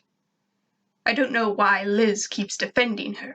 She'd be better off destroyed or locked away with the other prisoners. That stupid girl can't do anything right. Anyway, I was working when Gur came running in. "Master! Master!" he cried excitedly. "Look what I found! I found some pieces of paper with words on them!" "Gur!" I turned and shouted at the robot. "Can't you see I'm busy?" "But master!" He held up a handful of shredded paper bits. "It could be something important." "How important could it be when it's all torn up like this?" I asked as I snatched the bits. Besides, they could only be ancient. Everyone knows paper has been outlawed thanks to Liz's Deforestation Act.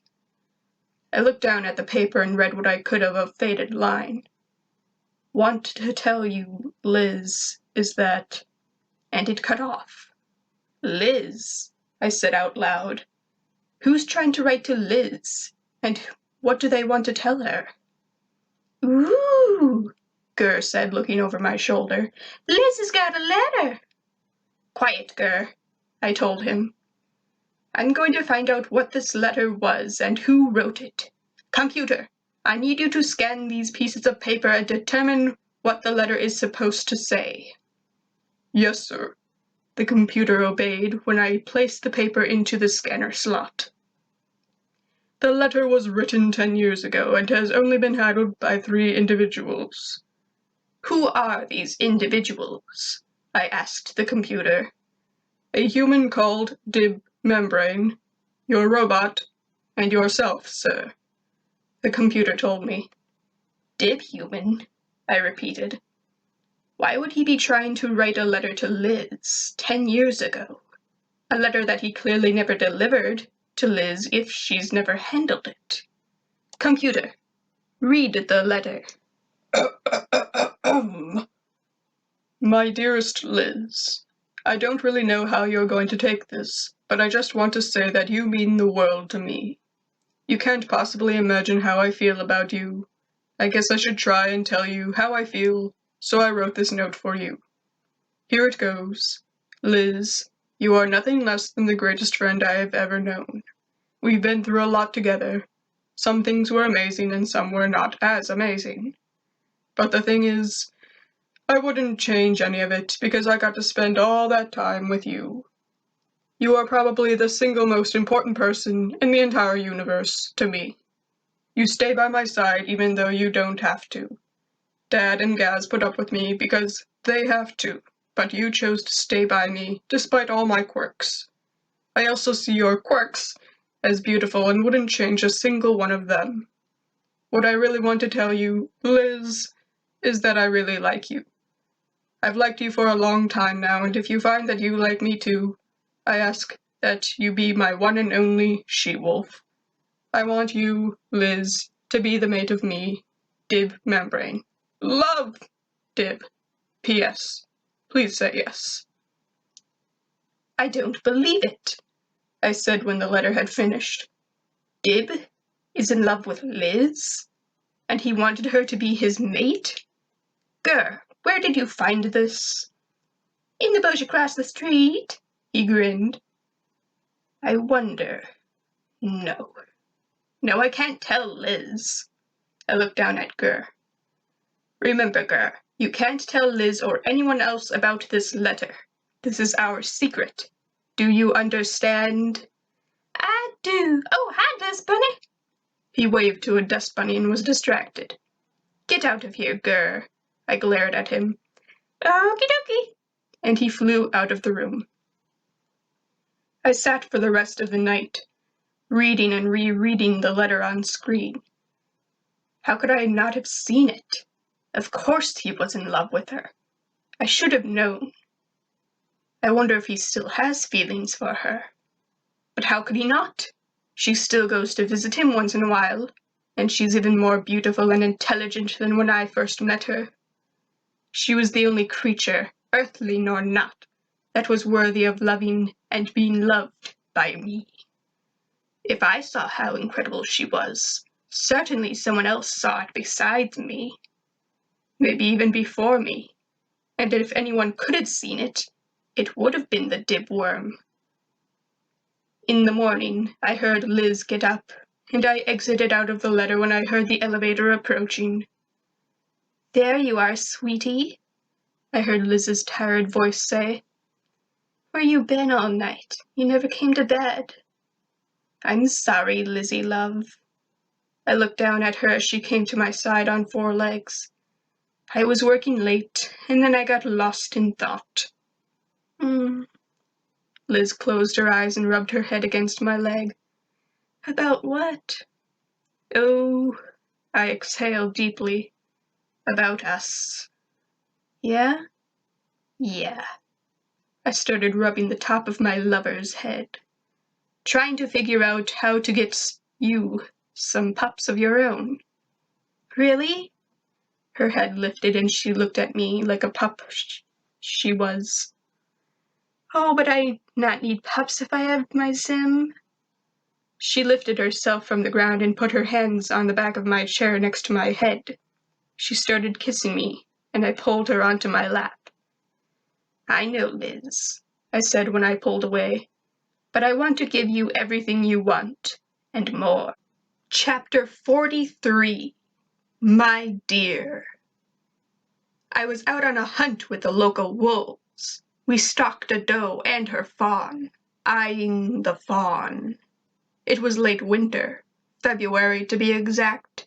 There was slushy snow on the ground, and the deer had found a patch of grass that they were grazing on. All of a sudden, my wrist started buzzing and beeping loudly, and the deer both looked up in alarm. I growled and hit the button without looking at the watch as the pack and I chased after the animals. What is it, Zim? I asked while running. Liz, Zim's voice said to me, I need you to come back to the base right away. Kind of busy right now, I told him in annoyance. It's very important, he said. I have a surprise for you. Can it wait? I asked while the pack started separating the fawn from her mother. I would prefer you came back here as soon as possible, Liz.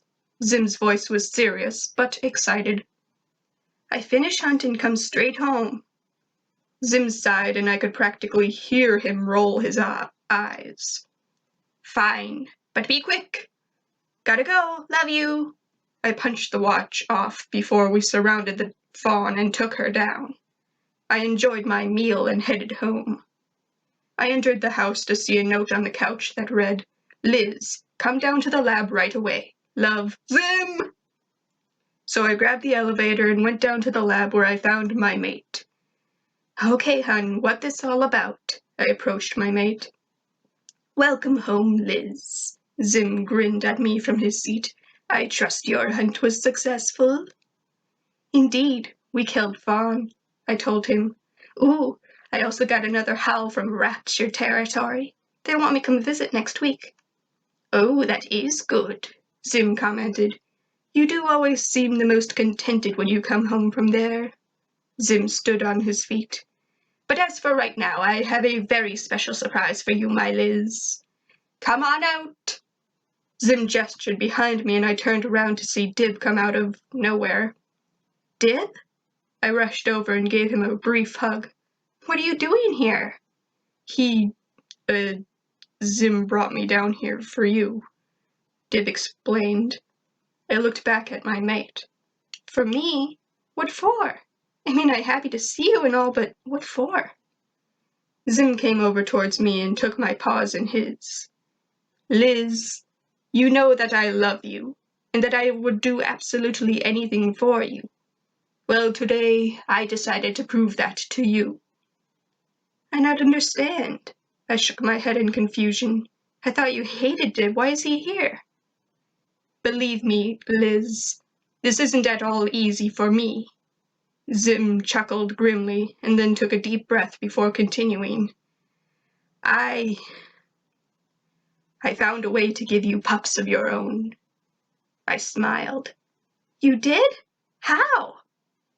Zim turned me around so that I was facing Dib, who blushed awkwardly. I still didn't catch on and looked down at Zim. He crossed his arms and looked up at me very seriously. I looked back up at Dib. His hands were stiffly in his pockets, and I think he was holding his breath. Wait. I started to figure out what Zim was implying. Are you saying you want me to... I took a step back from Dib and looked at Zim with alarm. With him? Never! I not sleep with anyone but you, Zim. I told you she wouldn't be up to it, Dib said to Zim. I not do it, Zim. I grabbed Zim's hands. I only love you and only want make love with you. But Liz, Zim was looking up at me so innocently, yet still so menacingly. I can't give you pups, but he can. I don't want pups this badly. I knelt in front of my crazy idea-filled mate. Zim, you are enough for me. No, I'm not enough for you anymore. Zim lowered our hands. I want heirs to our empire as much as you want pups to care for. Dibhuman will give us fine children, and I'm willing to allow you two to spend the night together for such. Liz, Dib said down to me, I'm not going to make you do it if you don't want to. I want you to be 100% okay with this, but if I do this for you two, Zim's going to let me go free. I stood back to my feet to face Dib. I'm sorry, Dib, but I not spend night with you. I only belong with Zim, and you belong with Gretchen. Gretchen? Dib repeated.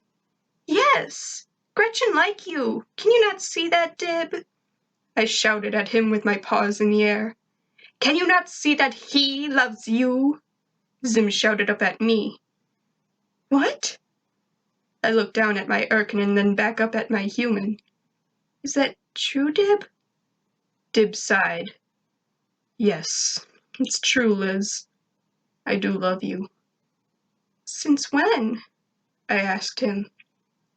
Dib scratched the back of his head and looked at the ceiling. Since longer than I like to admit. Don't you see? Zim said. I'm trying to give you both what you want. Liz wants to have young, and Dibhuman wants to share affection with Liz. Why do you suddenly care about giving Dib what he want? I questioned Zim. Huh? I don't. Zim crossed his arms. I just figured, kill two plorps with one stone. I not do it. I swept my arms in front of my chest. Never. 1 hour later. All right, you two, remember, Zim was saying at the door of our bedroom. Take as much time as you need, and there's a lock on the door so Gur and I can't come and bother you. Have fun! Zim slammed the door shut and I looked up at Dib as we stood next to the bed. "So," he said with his eyes to the side. "So," I also said, "should we begin?" "We don't have to start right away," Dib shrugged. He said we can take as much time as we want, and even though I've been wanting to do this for years, I'm willing to go at the speed you're comfortable with. "Thanks, Dib." I sat on the edge of the bed and my companion joined me. "I'm really not sure what got into him. He seems to be doing this more for you and me than him and me." "Yeah, I really have no idea what his true intentions are here," Dib agreed. "I never thought he'd let us do something like this." "I never thought I let us do something like this," I said, and Dib laughed a bit. "He really let you go for doing this?" "Yeah," Dib nodded. "My dad and Gaz, too." "That great, Dib." I forced a smile. "What you do when you go free?" "I don't really know."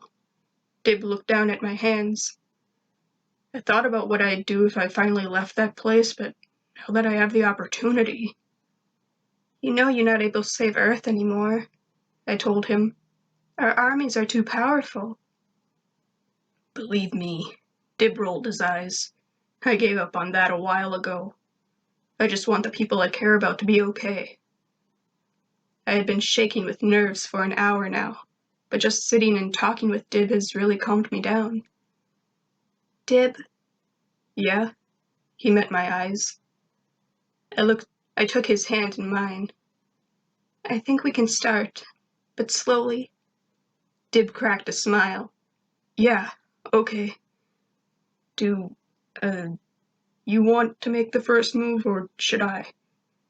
I tried to think. "How did you always picture it?" "Well," Dib considered, "I mostly imagined me kissing you first." "Okay, then go ahead," I said. "Really?" Dib asked. "Okay." Dib started leaning in and I started leaning in as well. "Wait!" Dib suddenly shot away. "I need to make sure this isn't a dream." He pinched his hand. "Okay, I don't think this is a dream, but I still need to check with you one last time. Are you absolutely, positively sure you want to do this?" "I'm okay with it, Dib," I reassured. "We here, right?" "Yeah," Dib nodded. "Yeah, we are here. Do you want me to go lock the door?" "If you want," I said. "I don't want you to feel trapped or anything." "Dib, just go lock door." I pointed to the door. "Okay." Dib quickly jumped towards the door and fumbled with it for about a minute. I got up and went over to help him. His hands were shaking like a wolf's tail. I locked the door, and then slid my fingers between his. He stared down at our paws until they stopped shaking. Then he looked at me, and we stared into each other's eyes. All of a sudden, he pulled me in and kissed me. He held me, as if he was afraid to let me go, as if it was the end of the world. His lips were more certain of what to do than Zim's were the first time, and they were much more desperate. My paws held the black collar of his coat, while his held my shoulders. This whole thing was so different from kissing Zim.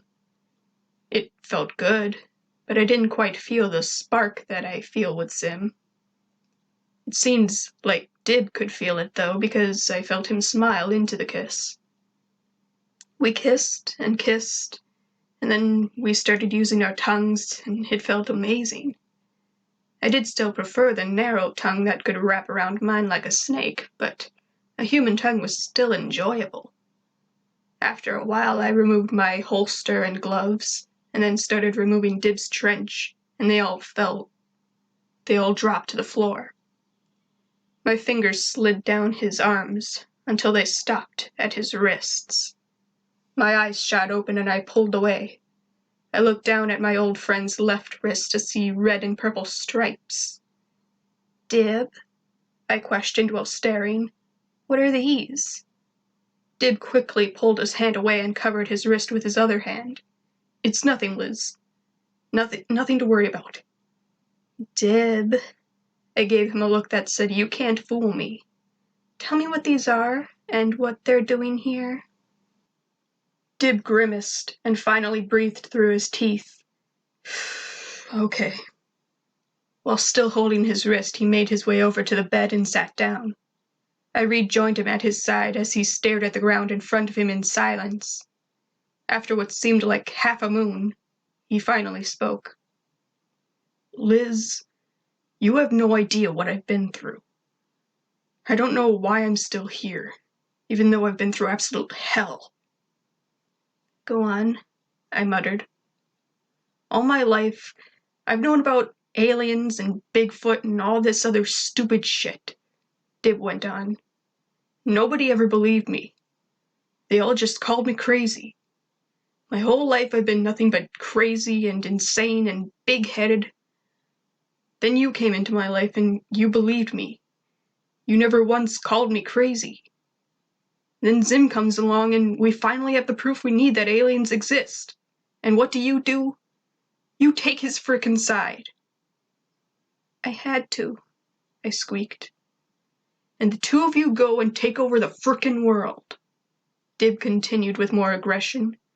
I spent a year trying to warn people about him and was always dismissed. Do you have any idea what it's like to be the only person to see the truth? I listened like I always listened.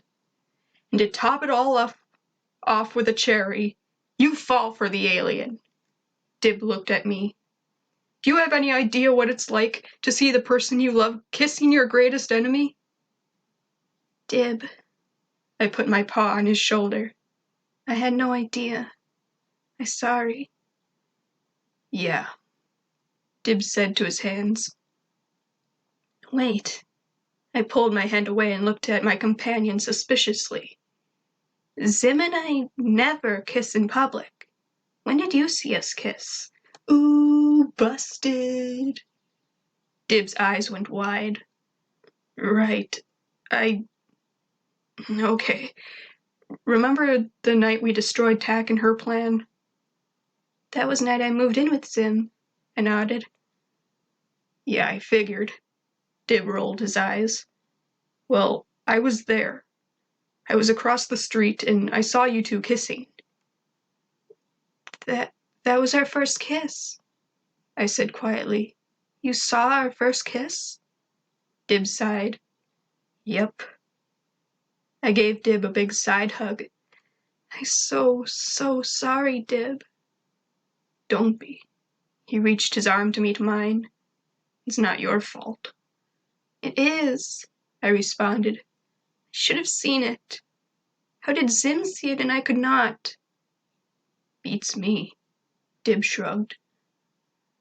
I reached over and grabbed his wrist again. How did you even do this? You're not allowed sharp items in cells. Well, before the takeover, I used a piece of broken glass, Dib explained to me. After the takeover, they took my glass piece from me, but I still needed to... I used my fingernails. Dib, you idiot, I choked out as I pushed down tears of guilt. We both such idiots. Guess that's why I thought you'd be mine. Dib tried to smile. Just two delusional idiots living in a world that's not meant for us. Chapter 43. Crazy on You. Dib suddenly put his hands on his thighs after we talked for several more minutes. You know what? He said, looking at me. You and I have been sitting and talking for over 10 years now. I'm sick of sitting and talking. Okay, I said, a little surprised at this. Then do you want to start it? You know, I thought I did, Dib said to his feet, and then looked back at me. But first, I think I just want to hold you for a bit. Yeah, sure, we can do that, I told him and held my arms out slightly. He reached over and grabbed me by my hips, pulling me onto his lap. I put my arms around his neck and he wrapped his tightly and desperately around my waist. Our chins were on each other's shoulders, and he had his face buried in my hair. He let out these bizarre sighs and moans like he was physically aching. "Oh, Liz," he breathed a couple times into my neck. "I love you. I really fucking love you." I massaged the back of his head with my fingers. I admit, I was closer to loving him now than when we first entered this room together. Not enough to call him my mate over Zim, but maybe enough to have a child with him. "Why do I love you so much?" His voice cracked. "Some guys want a bad girl, but you're the worst girl I could possibly want. I mean, you're responsible for more deaths than every other living thing on this planet combined." "Who knows why we fall for who we fall for?" I answered. "Gretchen still liked you, even when you dropped and ditched her." "You took over the world and imprisoned me, and I still love you." His grip on me tightened. "I know," I breathed. "You think I forgot what happened on your 15th birthday?" "You mean what didn't happen?" Dib corrected while pulling his face away to look at me. "What almost happened. I'm surprised you didn't tell him." "It was just almost kiss," I told him honestly. "I thought you just lonely, not love me." He shook his head and then rested his forehead against mine. "I can't believe it. Even after everything you've done, everything I know you've done, and everything I don't know you've done. All the people and animals I know you've killed, and all the people and animals that I've seen you kill. Even all these years of listening to boobs screaming in pain because of you. Even with all of that, there's still no one I would rather have as Empress of my world." "Earth not your world," I reminded him. "I don't mean the earth," he whispered and then pressed his lips against mine. I returned his somber kisses. He ran his fingers up and down my spine, which sent chills across my skin, and my nipples grew hard. I wasn't the only one that was hard. He could be felt against me through his pants. Our kissing ceased, but I kept my eyes closed as I could still feel him lingering in front of my face. "Why did they call me crazy?" he finally croaked. I opened my eyes, and his amber eyes were all I could see. "Because they were jerks." "No, really," he said in all seriousness. "Why did they think I was crazy?" "Not matter," I muttered, putting my forehead back against his. "They gone now. They all gone now." "Tell me," he commanded as he closed his eyes. "I want you to tell me." "Because," I breathed and pet the side of his head, "because you believe paranormal things." "I didn't just believe," he said with his eyes still closed. "I was obsessed with it. When you're too obsessed with something, they call you crazy. You were obsessed with wolves, like I was obsessed with the supernatural, so we were both crazy to everyone else." He swallowed and opened his eyes, but they stayed low. "The more obsessed you are, the crazier you are. And you," his eyes met mine again, "you make me a fucking lunatic." He kissed me again, but with much more hunger and force than he had been. I felt like I was going to be swallowed whole. I pulled my inner leg in and set it on his other side so I had a leg on either side of him. With his hands gripping my ass, he pulled me in so my crotch was right up against his. My legs naturally wrapped around his waist, and we both started moaning. Dibs started talking between kisses, and the kisses grew more and more aggressive as he spoke. It's all your fault. Your fucking fault. You keep coming to myself. His hands gripped the back of my shirt in this skin-tight uniform, flaunting your tight, perfect body, acting like you didn't know what it was doing to me. Oh, fuck. He moved one of his hands between us, gripping my breast through my shirt. I was without a bra today, so he could feel everything through the soft Vortian fabric. He bent his head down and kissed at the bosom in his hand before switching to kissing my neck. I squeaked, "Oh, that feel nice, Dib." Dib's shoulders lurched up stiffly. I always love when you say my name. Say it again like that. "Dib," I breathed, now running my fingers through his black hair. "Dib." Yes. He also breathed, sliding his hand under my shirt and feeling my naked boob. Tell me you love me. I don't care if it's true or not, I just want to hear you say it. His bare skin against my own was truly arousing, and it made me grip his hair in my paws. "I love you, Dib. I really, really do love you. I love you more than any other human that ever lived." I knew it, he whispered against my neck. If it wasn't for him. "I would love you like this years ago," I told him, trying not to let the tears escape my eyes. There was a couple, a pair that, in my eyes, is the closest there is to the perfect couple. Whenever Zim and I run into a problem in our relationship, I always think about what they would do if they faced the same problem. In fact, they have faced many of the same problems we have. There is no pair that I admire more. One of them has a special pet name for the other, and ever since I first heard it, I have believed that it is the most rare and beautiful thing. "You would," I choked. "You would be my precious."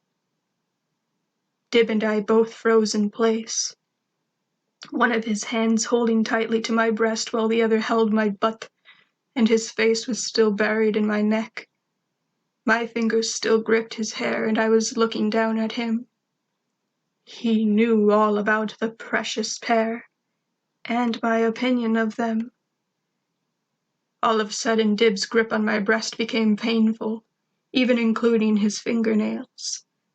I also saw his eyebrows snap together, his eyes snap as tightly shut as physically possible, and his teeth clench together. "Dib," I piped, "you hurting me." He eased up with his nails, but not the rest of his grip.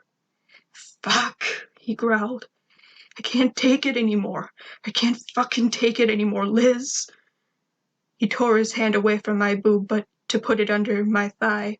The hand, not the boob. He then stood up from the bed, lifting me with him. We rotated so he was facing the bed, and he laid us down so I was on my back, and he was on top of me. I kept my legs wrapped around him as he started kissing me violently again. While Dib kissed me, he grabbed my hands and pinned them next to my head. And I am going to skip through all that other dirty, nasty, naughty stuff to this last paragraph. Here we go. Zim knew exactly what he was doing when he put Dib and me together. Not when selecting Dib to be my baby daddy, but when he made me his wife in the simulation. If I would have married a human, if I would have loved a human the way I love Zim, I think I would have loved and married Dib. Well, perhaps it would have been Alpha Blue Bones. That creature was, and will remain until his dying day, to be exceptional. Chapter 45. Finally. 10 years later. There was a beep, followed by a crackle, and Gaz's voice over the intercom. "Dinner's ready, everyone." I stopped giving my 4-year-old daughter her tongue bath and nudged her towards her clothes. She was the only one of my children that still accepted my method of cleaning. Overall, she was the most like me in every way. Luna, the youngest of my 4 children, behaved almost completely like a wolf. She walked on all fours. She preferred barks, growls, and howls over actually speaking.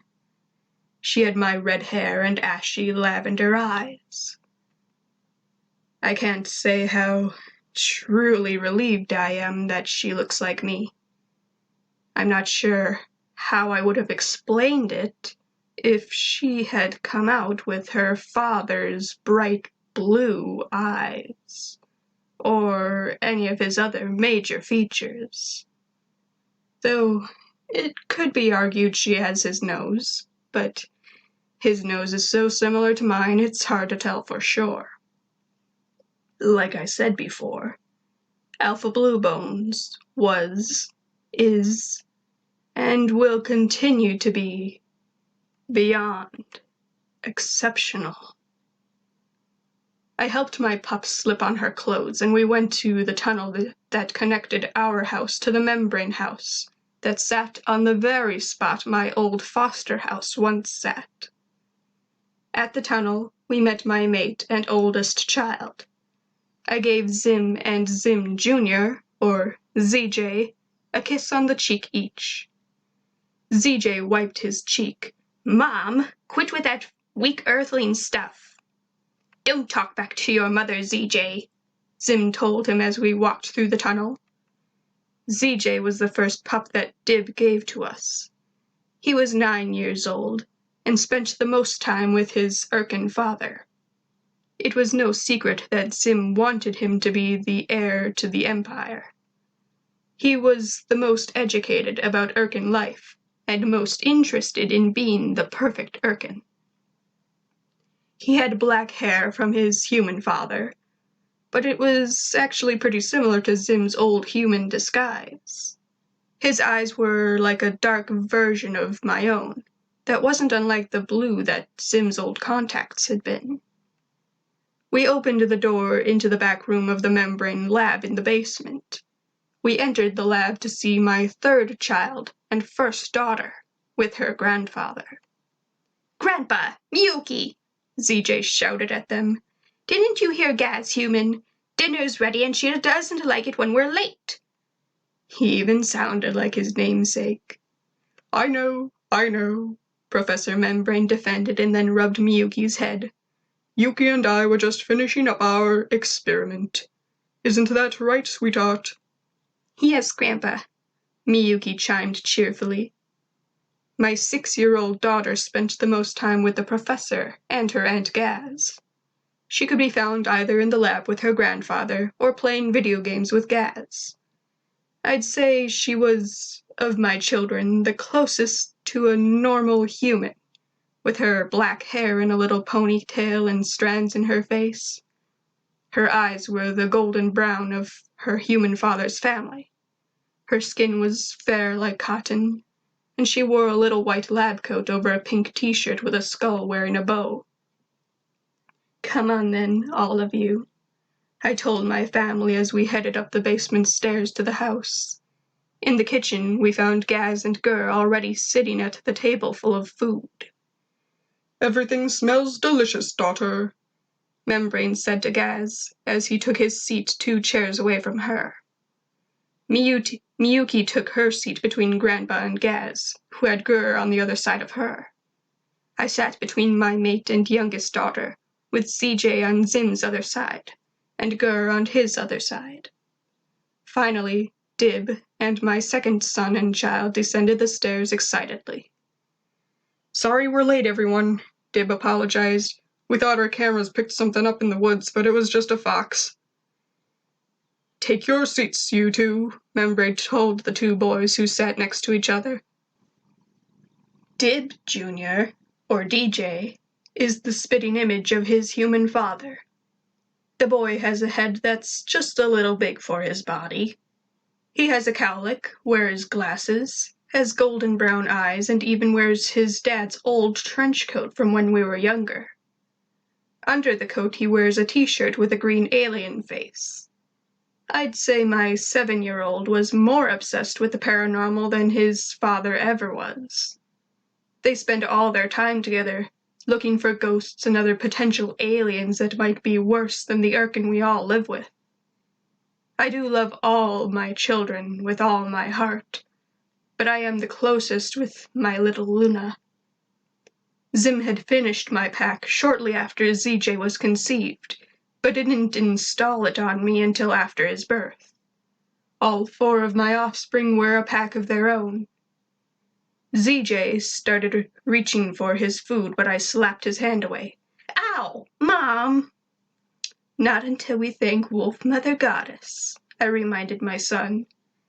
ZJ rolled his eyes and growled. Do we have to every time? Luna barked across the table at her brother, warning him to shut up and do as he's told. She was so much like both of her parents. That's a good girl. I rubbed my daughter's head before we all took hands. DJ, would you do the honors tonight? Yes, Mother. My son nodded. Wolf Mother, we thank you for letting us enjoy this meal and for watching over all of us. We hope that you will keep each of us safe and healthy for many years to come. None of us would be here today if it weren't for you, so keep up the good work. A couple of us chuckled at my son's words.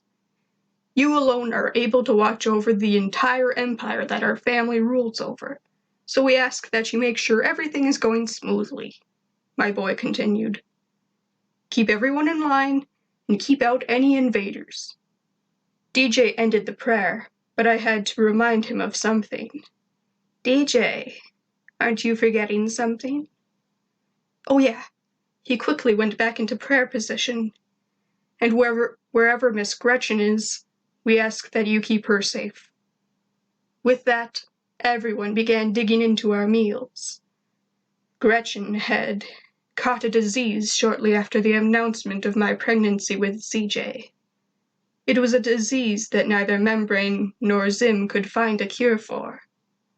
The disease caused her to leave us. We went out to look for her in her little shack, and she wasn't there. And we haven't seen her since. Although I received a howl that told me she was dead, which meant I was the only one here who knew of her true fate. To everyone else at this table, she's just missing. It didn't take a genius to figure out that it was the disease that had killed her, especially since the howl told me she was hanging by her neck when she was found dead. The disease and its method of killing its victims has become horrifically high among the humans of Earth since the takeover. Despite this, I couldn't bear to tell the rest of the family what had happened to her, so I continue to let them believe she is living some different life somewhere. With her death, Zim, Dib, and I were the only ones from our class that were still alive. Okay, I want to make it absolutely clear. Gretchen didn't commit to die over a boy. Like, she didn't do it because Dib slept with Liz. She did it because of Liz's betrayal. Because Liz, knows all about her and her secrets and everything, and she went and did this thing with Dib anyway. And so Gretchen, was betrayed by all that, and so that's what made her do that. Like, if Dib had, done it with another girl who doesn't know Gretchen that well, that would have been painful for Gretchen, but she would have been able to live with it. But because it was Liz, it's like that kind of ended it with her. So that's what that is. Okay, so moving on. So, how was everyone's day? Membrane asked the table. It was great, Grandpa. DJ said excitedly. Human Dad taught me how to fix a mega telescope with nothing but a paperclip and a piece of string. Ha! That's nothing. CJ laughed at his brother. Irk and Dad taught me that when I was Luna's age. Ha! Zim laughed. Look who's the better father, Dib Human. At least my son can actually look up at me, literally, because I'm tall, Dib mocked. Arrgh! Zim growled back. They're all both of our children, Dib Stink. Are they? And Luna still looks up to me. Luna walks around on all fours. She looks up at everyone, Dib countered. Including me. Plus Miyuki is still 3 inches shorter than I am. Zim gestured across the table to our oldest daughter. Yeah, how much longer is that gonna last? Dib rolled his eyes. I sighed. Just once I'd like all of us to have dinner together without a fight breaking out.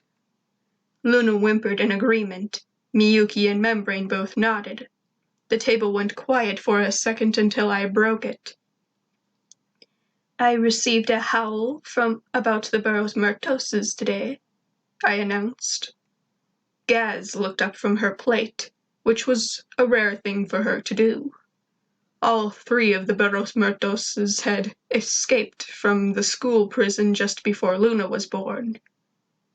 Well, go on. Gaz egged me to continue. It seems they have been found living in Mexico. And Julien has a message for you, Gaz, I told everyone. Gaz darted her eyes around the room and then back at me. I'm listening. He says to meet him at the old El Paso Dance Club on Invasion Day. Gaz shot up from her seat, her eyes wide. But that's tomorrow! Why didn't you tell me sooner, she-wolf? Zim, I'm taking your spacecraft. But you can't. Zim began to argue, but Gaz was already out the door. Dib and DJ laughed, while Membrane and I both shook our heads in that parental way.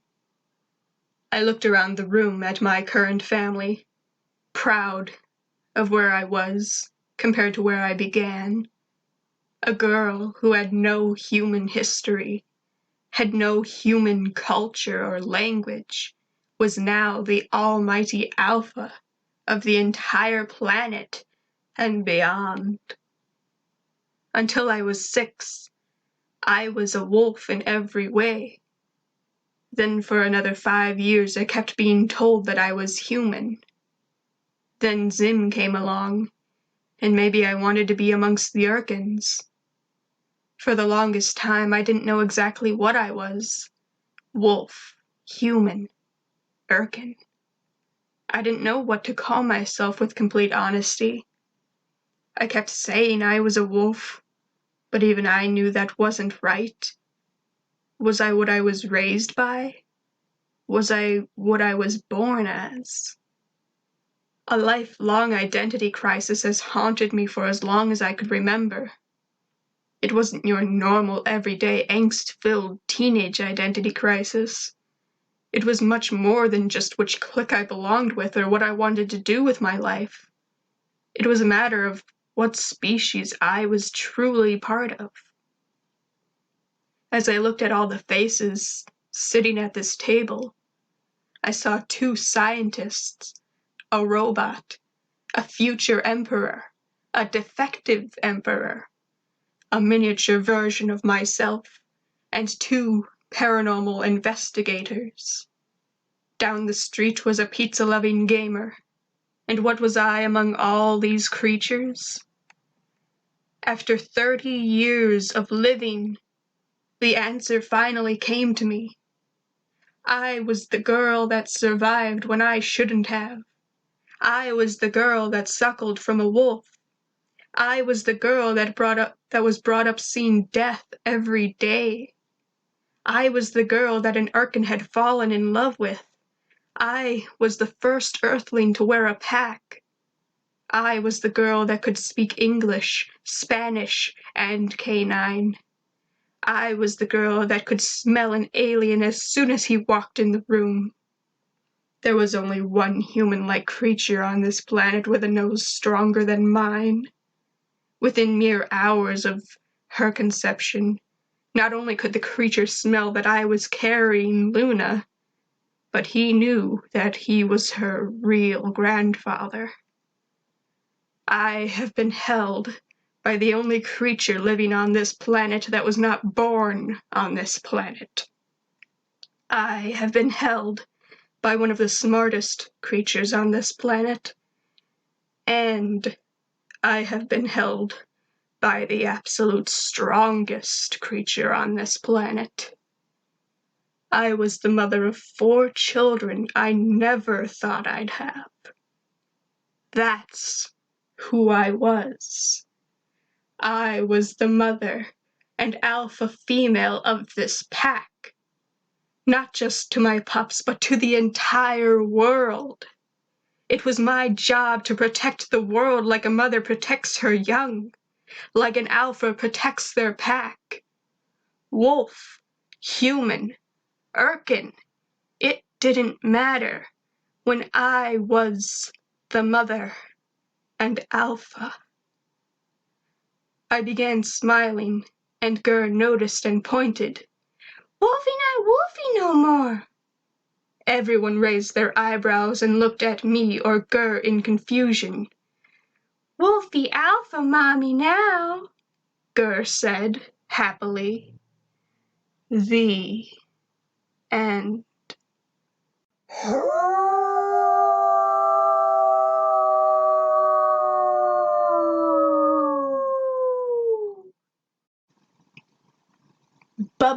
Bonus chapter! 1st July after the takeover. Liz is 13. Zimmy, I have surprise for you. I grinned excitedly at my mate. A present?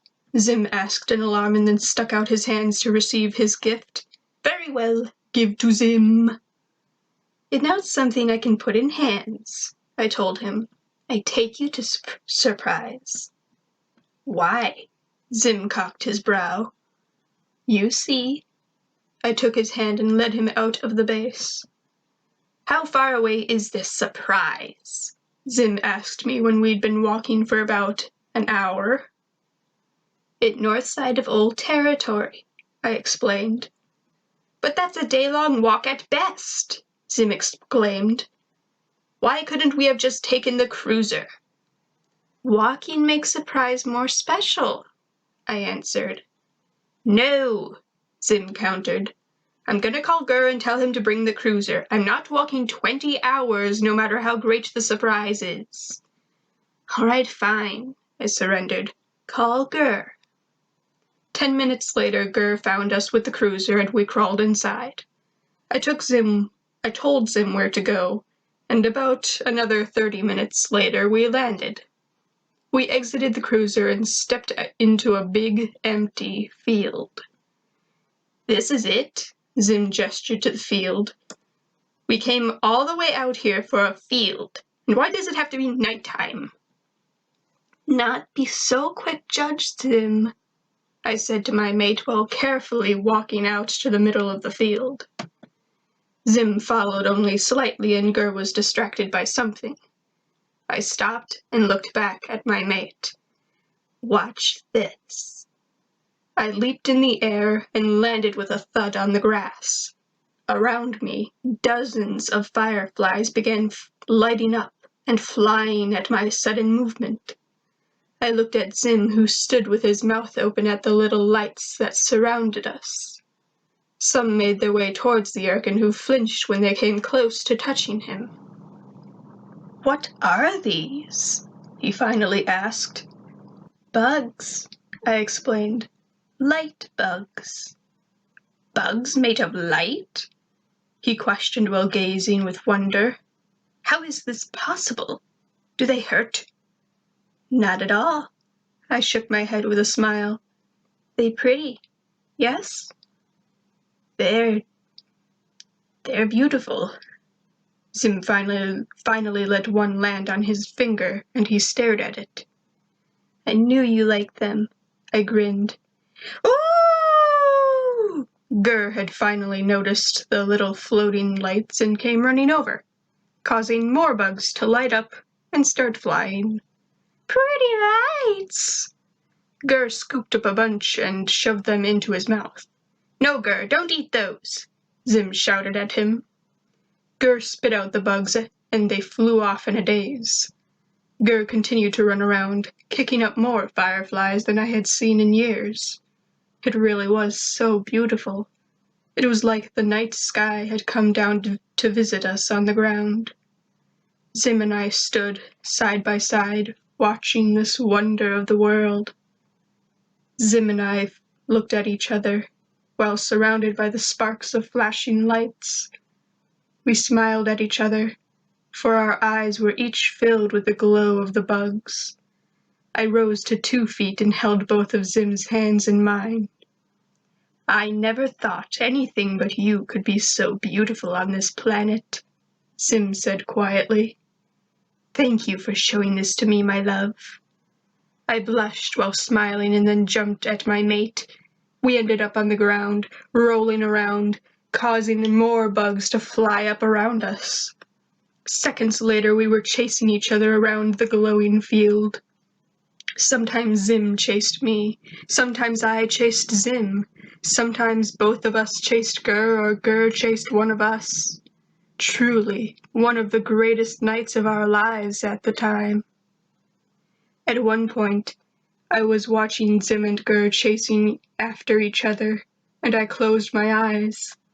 I began envisioning the summer nights when Mother and I would do exactly this, in this exact field. When we would run around the field, causing the fireflies to swarm while chasing each other, wrestling each other to the ground in a play fight. Some nights, it was me and the other pups that had always been stronger and faster than me. They made me work harder in order to keep up, and it caused me to be faster and stronger than the humans I was tossed into civilization with. Are you all right, Liz, love? I suddenly heard Zim's voice in my ear. I opened my eyes to see his wide magenta bulbs staring at me. Just thinking about my mother. Oh, Zim's antennas lowered. What's that like? What like? I asked. Having a mother, Zim clarified. What's it like to have a real mother? Well, I sat back on the grass and Zim joined me. It like always having someone watching over you, someone who love you no matter what, who always protect you and keep you safe, who teach you how to be best you can be. Zim thought about my words. Does that make me like your mother? What? I laughed. No, you're not mother. But I watch over you and love you no matter what, and I'm teaching you to fight as best as you can, Zim argued. That's true, I admitted. But there's more to being mother than that. Like what? Zim asked. I'm not sure exactly, I said after thinking.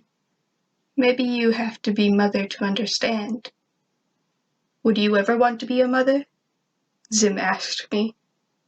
I would love be mother, I answered. Have pups of my own, and be like my mother was. Zim put his hand on mine. One day I'll make you a mother, Liz. I don't know how yet, but you'll be the greatest mother ever. I smiled and then looked at the starry sky. Light pollution has been decreasing significantly since the takeover, so more stars could be seen in the sky than they could a year ago. Earth much more beautiful when humans not in charge, I said. Even view of space more beautiful.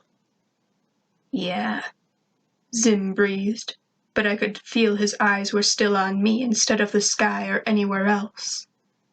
You've shown me such beautiful things on your planet, Liz.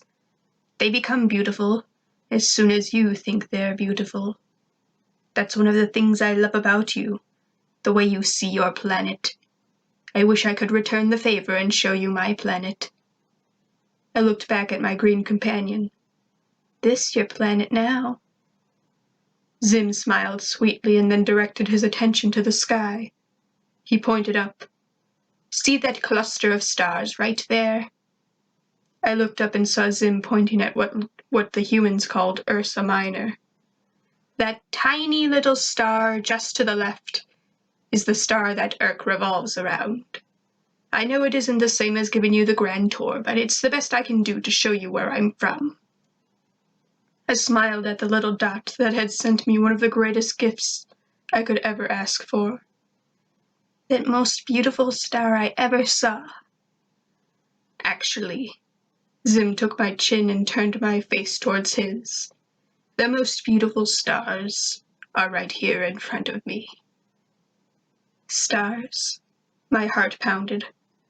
Your face bulbs. They're like beautiful stars, Zim explained. Your face bulbs like nothing I ever see, I said. They're amazing. Zim and I started leaning towards each other, but then Gur started screaming happily and ran straight between us. Gur! Zim shouted at him. Can't we have a moment? Gur grinned at us and said cheerfully, Nope! I chuckled. It's okay, Zim. Come here, Gur. Woohoo! Gur cried and then jumped into my arms. Zim rolled his eyes, and I giggled at the almighty Zim's annoyance at a simple robot. I turned Gur so he was sitting between my legs and scooted closer to my Urkin mate. I rested my head on his shoulder while Gur was curling up into my torso. We each gazed up at the stars above and the glowing bugs around us. Such beauty surrounded us on our planet that we ruled over.